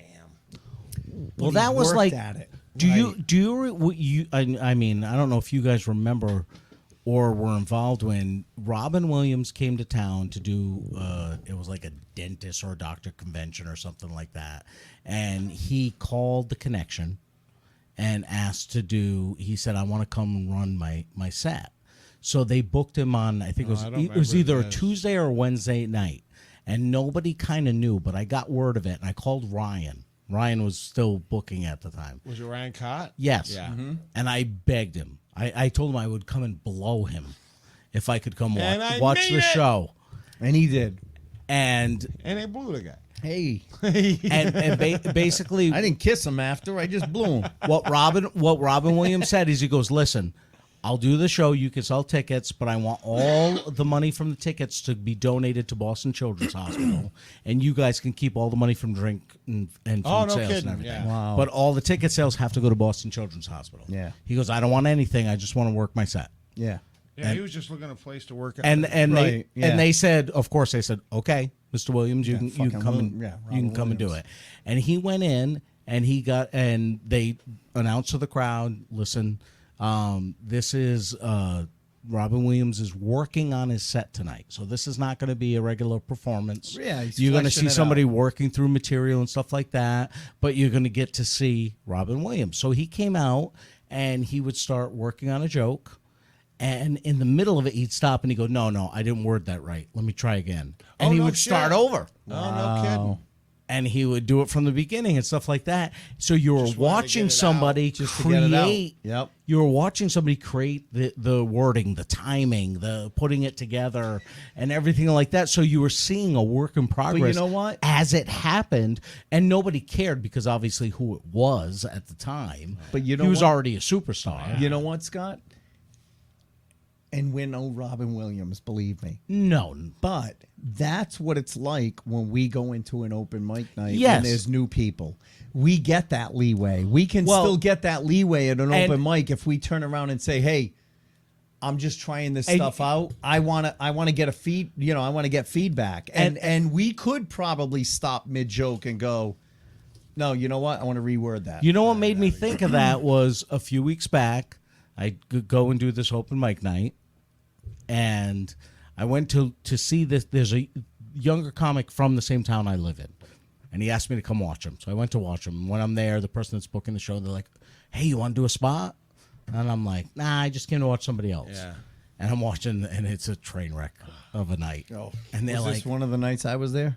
"No, Oh, all right. this was the night you called me." Oh, okay. And I was at this show. Yeah. And they're like, halfway through the show, they're like, would you mind doing a spot? And I finally said, yeah, fine, fuck it. I'll go up and do a spot. And I'm watching the show all night long, and I know it's a train wreck, so I just, whatever. I go up there, and I decide to not even really do material. There's one table of people here, one table of people there that aren't really comics. So I just start asking them questions. crowd work. I'm screwing around with what they're saying. I'm not even doing material. And I get off stage, and afterwards, a couple of the younger comics that were there that night, they're like, dude, you're so comfortable doing crowd work, man. That was so cool and so awesome. And I felt like, oh, well, you know, when you've been doing it as long as I have. Let me tell you, sit You down. know. You know, all of a sudden you turn Hey, into, I tell you, kid, you you turn know, into Commander McBragg. buy me a drink and I'll give you some pointers. Did you I know? ever tell you the story when I took on the entire Arabian army? And Heavens, no, Commander. And I said to them, I said, no, you got to look at I said, for you guys, every time you get on stage is important because it's all about timing and, you know, getting the wording right and everything like that. I said, for me, it's a little different. I said, yes, I actually did 2 new bits I've thought of, but I didn't worry about the crowd reaction because I knew what I had here. Right. And I'm not as worried about it. I just kind of talked to the crowd and I played with it and I did this and I did that and everything. I said, but I know that I can take that bit when I do a show next weekend at a regular paid show Right. and throw it out there You can work and it work in. through it Work and it. I'll be okay. Yeah. I said, you're not at the point where you have that opportunity yet. Right. Right. I said, so that's the difference. It's not that it's better or worse or anything else. I just have different opportunities than you have because I've been doing it longer, type of thing. I've always felt like I was a coward when it came to doing like new stuff. Like, 'cause I was on good shows where I'm getting paid good money and I got like a lot riding on the show. Like, I don't want to all of a sudden like break into new material. I tried to do one. This is an excuse. I'm not saying It it's is the right thing. This is an Yeah. excuse. It is. Again, what not to do. Don't. It's a master class in what this not to model. do. Yeah. Right. But that is not what you should do. But I always felt that pressure of like, okay, so I started my snowball and I made my snowball nice and tight my first 5 minutes, and I kept adding to it, and I just had the same snowball instead of breaking the snowball in half or building another snowball or anything like that. Yeah. And that's an excuse. So if you really want to, and again, I'm sick. I'm an old man. I don't. Honestly, I don't fucking care. I don't. Yeah. No, you're at the point where you don't. Yeah. And now I'm starting to write new shit because I don't give a shit. Isn't it cool? That's like, yeah. I don't get it. Listen, we did an open mic about about 2 months ago. That was so. I'm not there yet. Okay, Well- and I know we've told the story, but I got to tell you, that was so fun because we were doing a bunch of shows. I don't know why, but there was a bunch of shows going on. Yeah. And then on the Sunday night, we decide to, our friend Rhonda Corey, myself, and Ace said, we're all going to go do this open mic. And we get there, and it's all like really, really green, new comics. Dirty, inappropriate. Nobody has How been do you even do it now? Like, Dude, It's- you know what? nobody on the show had been doing comedy more than 3 months, except for the three of us. So we get there, and what the guy that was booking the show decided to do is space the three of us out, which makes sense. Right. And he goes, all right, I have Ace here, and then like three comics, then Ace, 3 comics, then Scott, 3 comics, then Rhonda. Whatever. And I said, well, Ace is coming from something else he has. I said, if he's not here when he comes up, throw me up, and he can do my spot later. They don't pay attention to that. No. And the first 3 guys go up, and of course, new comics, dirty, raunchy. It's a bar show. No one's Offensive. paying attention. That last guy was wicked Oh, offensive. the last guy that was on was wicked offensive. Ace is literally walking into the bar. He just got there. I'm figuring I'm going to go. I'm going to walk in. I'm going to find Rhonda and Scott. I'm going to sit down with a napkin and go, all right, these are the 3 or 4 jokes I want to run. New jokes. Rhonda and I are sitting at a table. We've already talked about, okay, you doing some new stuff? What are you doing? I'm doing type of thing. As he's walking in, the host is on stage going, all right, our next comic, is he here? Oh, here he is. Ladies and gentlemen, Ace you don't have your Aceto. coat off yet. Dude, I literally walked onto the stage man. and He was walked like, in can the I get door a... and onto the stage. I'm like, can I get a water or a Diet Coke? Like, I literally didn't even have fucking time to think about what I was going to do or anything. And so I went up. And as comedians, we love to You're watch. crying laughing. Yes, Friends we schedule- love yeah. to watch our friends struggle because Rhonda and I are sitting in the corner booth Laughing their asses and off. as he walks in, we hear the guy goes, "Ladies and gentlemen, Ace Aceto." And We I'm just thinking- start laughing, And I'm thinking, you clapping. motherfuckers have been here for a half an hour Yes. and didn't get called. And I get called as I'm walking through the door.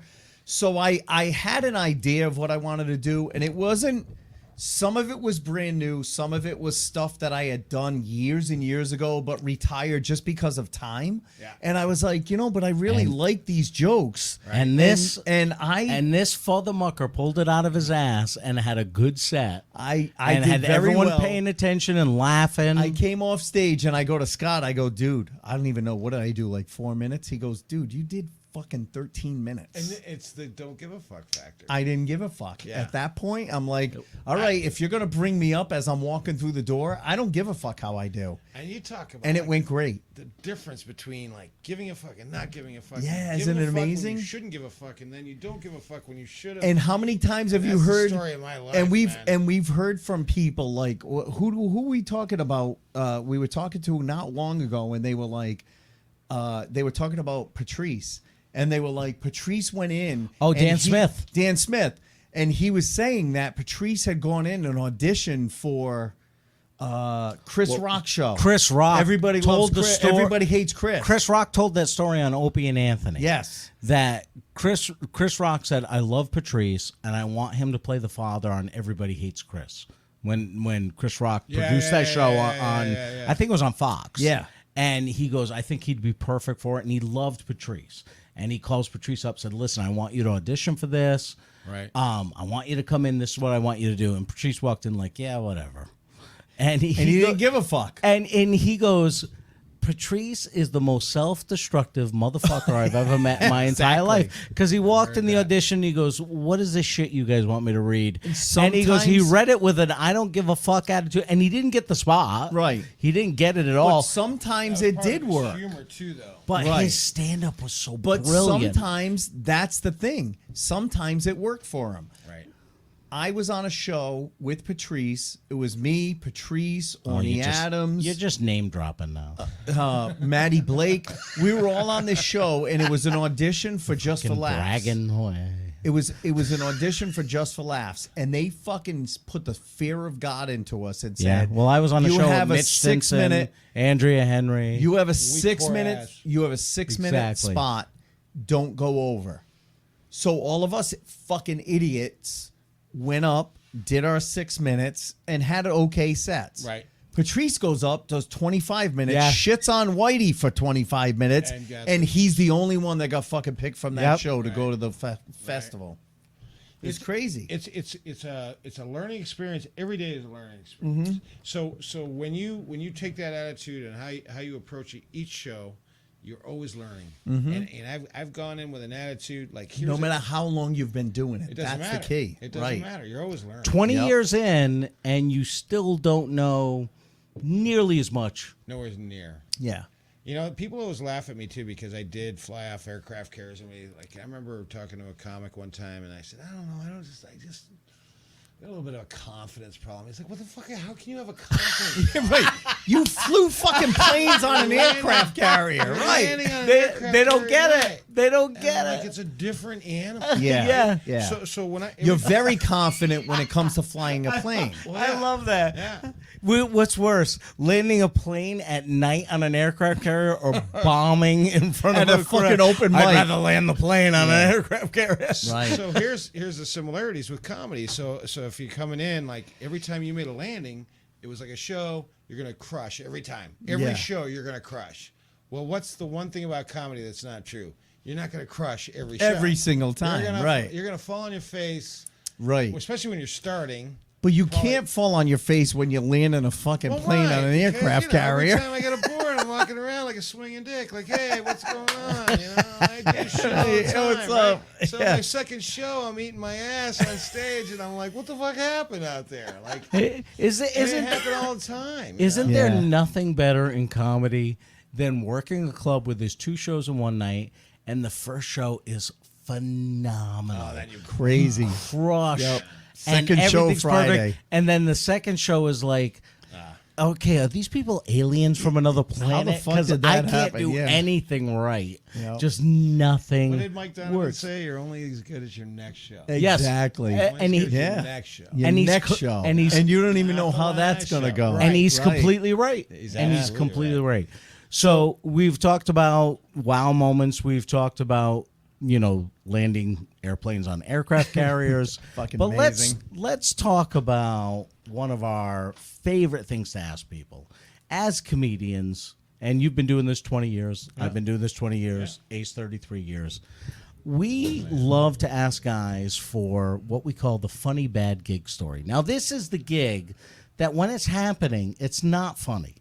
It's going down, and you're thinking, you know what? Maybe I should rejoin the Air Force.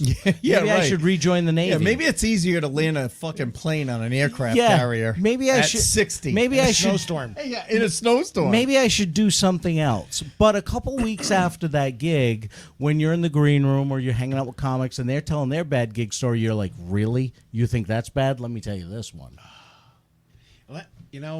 With me, the worst ever is I will not perform in front of family because I always make a complete ass out of myself. Yeah. Can I interject one thing before you tell the story? Sure. Bobcat Goldthwait told the best reason for what you're saying. Robin Williams, back in the day, used to do a show on Audible.com called Robin Williams at Audible.com. Yeah. This is back in the early 2000s before podcasts were a thing.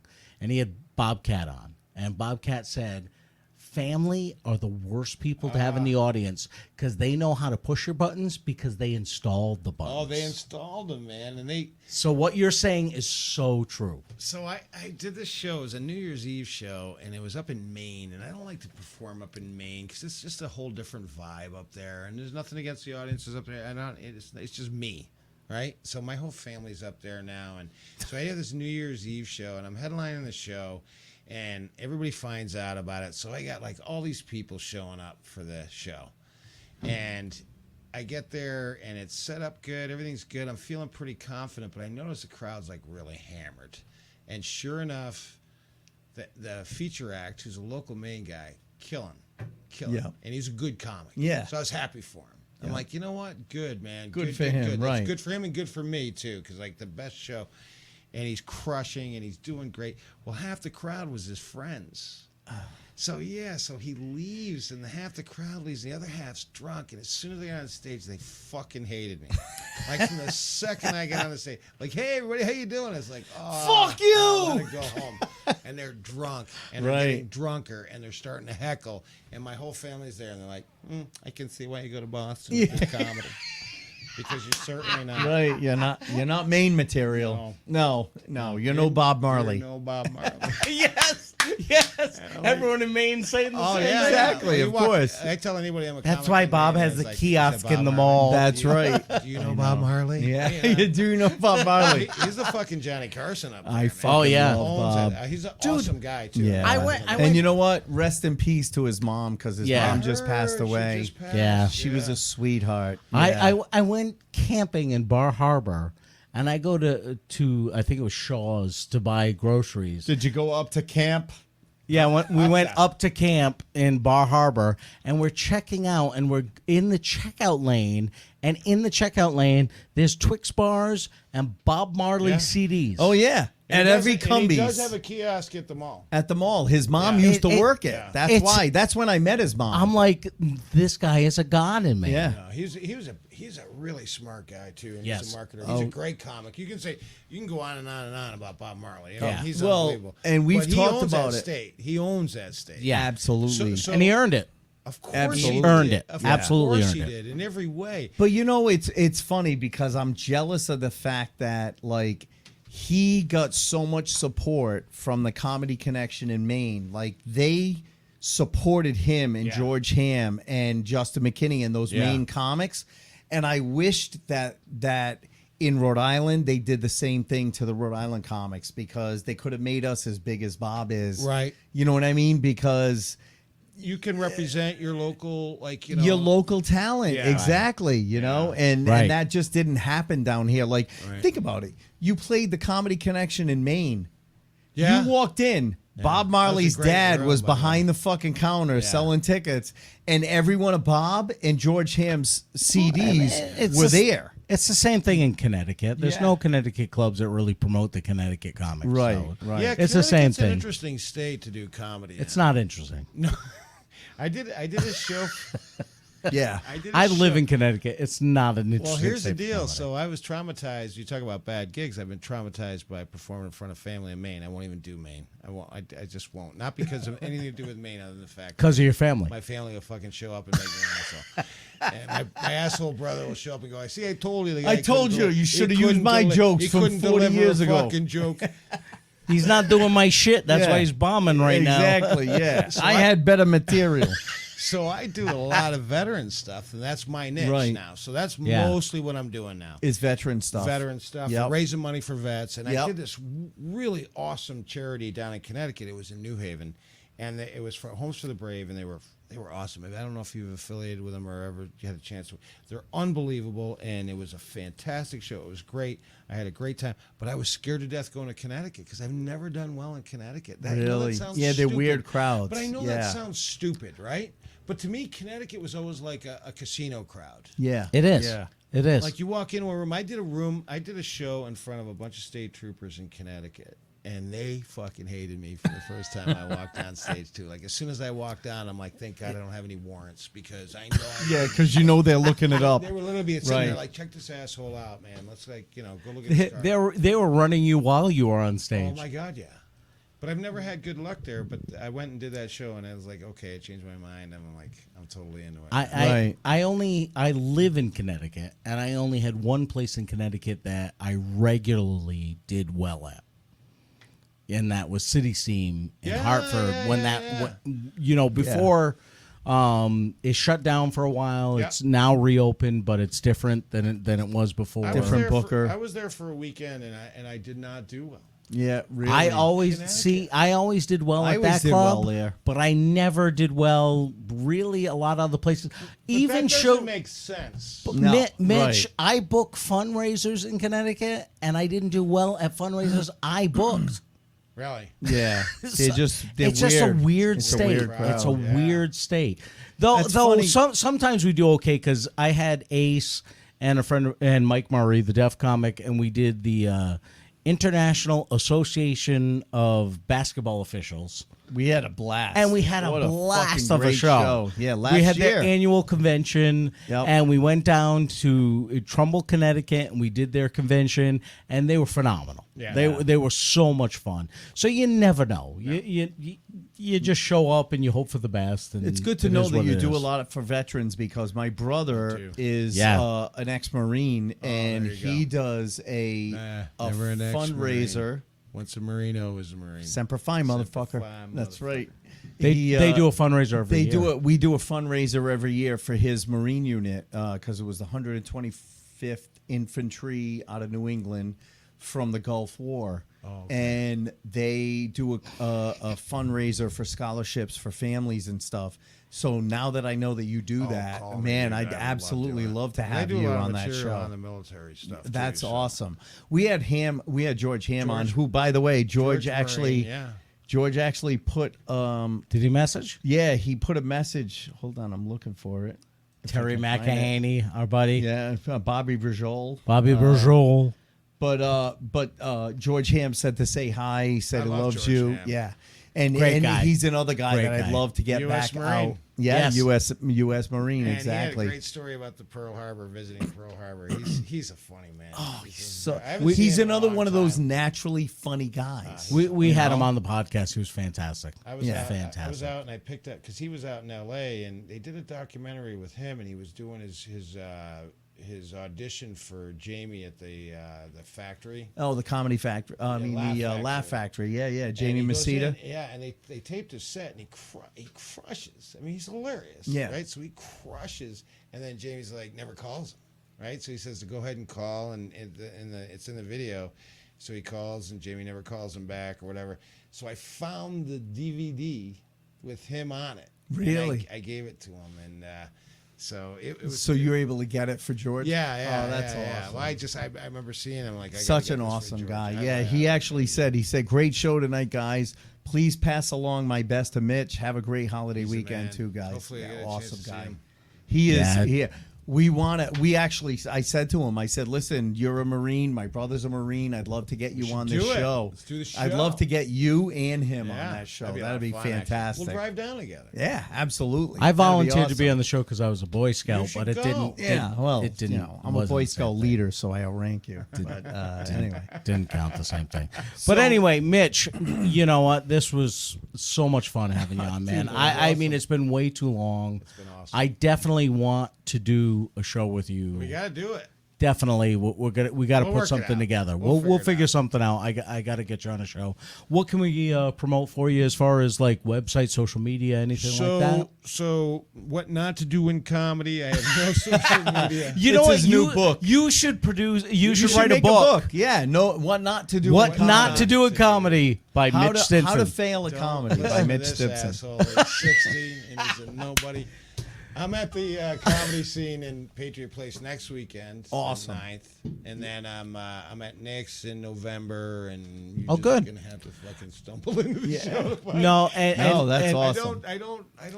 We're the same way. We barely promote what we do. And to- We're the same And way. to everybody that watches or listens, You guys are obviously fans of comedy. That's why you tune into the show. Yeah. Mitch is one of those guys that is a must-see. Put him on your bucket list. He's absolutely hilarious. He has been around, obviously, for 20 years. We talked about it tonight. Yeah. But he is a tested, proven, hilarious comedian. You got to go out and see him. One of my favorite guys. I am so happy that we got to catch up. Yeah. Thanks, man. You know, You've come up on the show so many times when Scott talks about when he first started He was coming swearing up. about me, wasn't Yeah. he? No, he's not like, at all. I know. Fucking Great asshole. memories, I man. know. Great memories from those times. You know, I was so lucky for the time when we started with Yeah. the guys that we started with. We were lucky. And you know, I think that helped all of us become better comics at the time. You know, so you know, I consider myself blessed for when we started. So, you know, if you get a chance, go out and see Mitch. Thanks, man. Ace, got anything good? Well, you know, September, folks, we got some great. Ace and I are doing a show together. I have one of my Scott Higgins Comedy All-Star shows. September 24th, we're going to be at the Eagle Hill Center for the Arts. Yep. Go to ScottHigginsLive.com to check out the where to get tickets for that show. Howie Mason, Linda Bell, Paul Nardizzi. We gonna talked be about an him awesome earlier show. tonight. Ace Aceto. I'll be hosting that show. That, you know, I got the Bradley Playhouse show coming up September 10th. Some great stuff coming up. So definitely check that out. And then as far as the podcast goes, next week we have Lou Angel Wolf, who is a hilarious comic Yes. who I worked with. I had the pleasure of working with in Florida like 20 years ago. He is he's like the Don Gavin of Florida. Yeah. Like, this guy is so well known. Everyone loves him. Our friend Mary Ellen DiPetrillo moved down there a couple of months ago, and she was like, "Oh my God, you got to get Lou Angel Wolf." I'm like, Yeah. I worked with that guy. He's Oh, amazing. God, yeah.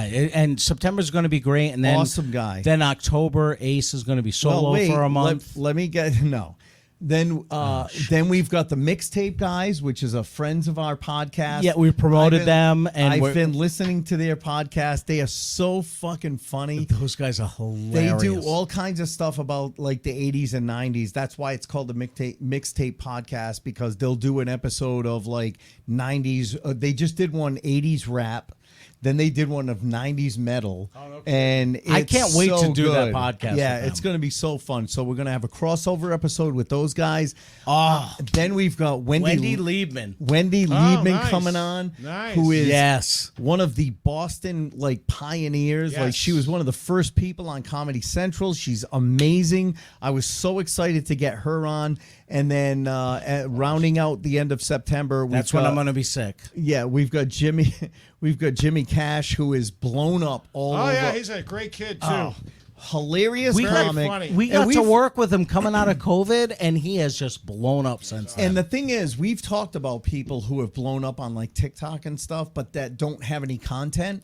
Like, Jimmy is one of those guys who not only blew up on TikTok, but he's a fucking great comic. Good. Very, very good stand-up nice comic. kid, too. And then, folks, we have an amazing Scottober lined up. Fuck me. If anyone watches our live feed, you saw that we did an investigation at the Payne House, which is right down the street from here. Very haunted we did a location. paranormal investigation. And Nice. we had a blast. We had Joe Chin from Ghost Hunters Yeah. on. International. We had our buddy Tom Stewart, our buddy Ken DaCosta. Ken DaCosta. Was Dan Fredrickson there? He was. No, he used to be no. the cameraman. You know who Dan Fredrickson is? I know that name. But anybody that's listening or watching, they talked me into doing what's called the Estes method. Oh my God, it was fucking amazing, guys. It was basically Scott was Blindfolded. blindfolded, and had headphones on, and all he could hear was random radio signals from AM radio. I was listening to static, He was listening to static, and then they were asking questions of whatever entities or That- spirits were in the that room. he could not hear. And I could not hear the questions. I would suddenly hear words in my headphones. And they said And I it- would repeat back the words I heard, but I did not hear the questions. Right. And what was amazing was they said it was one of the most accurate sessions that they have ever seen. They- like they- 90% they- of the questions They said were 30 answered. to 40% is considered a good SD session. They said my session was 75 to 85% Yeah. accurate as far as direct answers to questions. How did you feel when you were doing it? I haven't slept since then. Yeah, You had like your hair staying up in the back of your head? Dude, it was At the so time- awesome. I get why. It at was the awesome. at the time you don't understand what's happening. You just Yeah. hear words. And then afterwards, Ace, my ex-best friend, recorded the entire thing and I watched it. Yeah. And I was freaked the fuck out. Because all he knows is he's not hearing any I'm just of the hearing questions. words. I'm just he's hearing just words. hearing words and yelling them out. I'm recording the whole session. So where I hear the he question, can't hear it. and then I hear the words I said, and the words I said were direct answers to the questions they were asking. Most times, yeah. It was crazy. That's freaky. It was It so was. cool. But here's what's great. So in Scottober, not only do we have that episode, Oh no! we also have Satori Hawes and her boyfriend Cody Debiens, who are the paranormal couple who are going to come on and bring in more artifacts from their haunted museum. Because why would last year be enough when we could bring in more? Because haunted now I shit? can be there. I want to be in a studio audience. Oh, dude, it's awesome. You're going to Dude, watch you're it. welcome back anytime. Yeah, anytime. Honestly. But then we also have, if anyone is fans of the movie The Conjuring, Oh, fuck me. we have Andrea Perron, who was the actual oldest daughter of the Perron family that lived there Yes. during that time in the story 70s. freaks and she's going to come on and talk about her experiences And- in the house. And We may. no, we will, because even Scott said it. He goes, "When are we doing another investigation?" I kind of like that. I think I unpussified him by bringing him on this I'm seeing investigation. an entire new genre. Yeah, we may be a paranormal podcast by next year. Paranormal but comedy. We're going to start a new podcast called Scott Funny Shits His Ghost. Pants. yes, yeah. I but- wouldn't have the balls to But do it. we're literally, Dude. we invited Ken DaCosta. I think the next thing should be the Bradley Playhouse, because there are many legends about the Playhouse. right. And the first season ever of Ghost Hunters on A&E or Travel Channel, whatever A&E. it was on at the time, A&E, Yeah. I believe it was, they did the Bradley Playhouse. And Scott has had experiences there, and so Yes. we got Ken DaCosta to agree to come and do an investigation there. And So gotta that may do be it. later on in the Gotta year. do it. yeah. But yeah, In we've got a conjunction great with a Scottober. show, dude. Seriously, That's I it. did a show at an armory one time, and I walked downstairs and I go, "This place is fucking haunted, isn't it?" And the guy walks past me, he goes, "Oh yeah," and I'm like, "I'm gonna be on stage," and then I'm getting the fuck out of here. Yeah, exactly. Yeah. I mean, I'm not scared or anything. No, but it is See, absolutely That's crazy. funny you say that because I am. Yeah. Well, he used to be more scared. Now that he's gotten to It- know it, I- because we've had a couple of years worth of paranormal guests in October. Let's And put. he's I'm, gotten more used I'm, to it. I'm cautiously interested. Yeah. It's going to be awesome, folks. So listen, we appreciate you watching. We appreciate you listening every week. We, if you want to help out the podcast, as we said in the beginning in the intro, please give us a 5-star written We review. really could use some new ones, guys. If you could help us out with that, that would be great. And share it with a friend. If you enjoy the podcast, share it with a friend. Let them know about it. And honestly, if you really want to help out the podcast, go to patreon.com/behind the funny. Link in Become the a show patron. notes. Become a patron. You're gonna get promotional swag as well as additional content that we record. So we really appreciate everyone that listens. Thank you very much. And other than that, we'll talk to you Next week.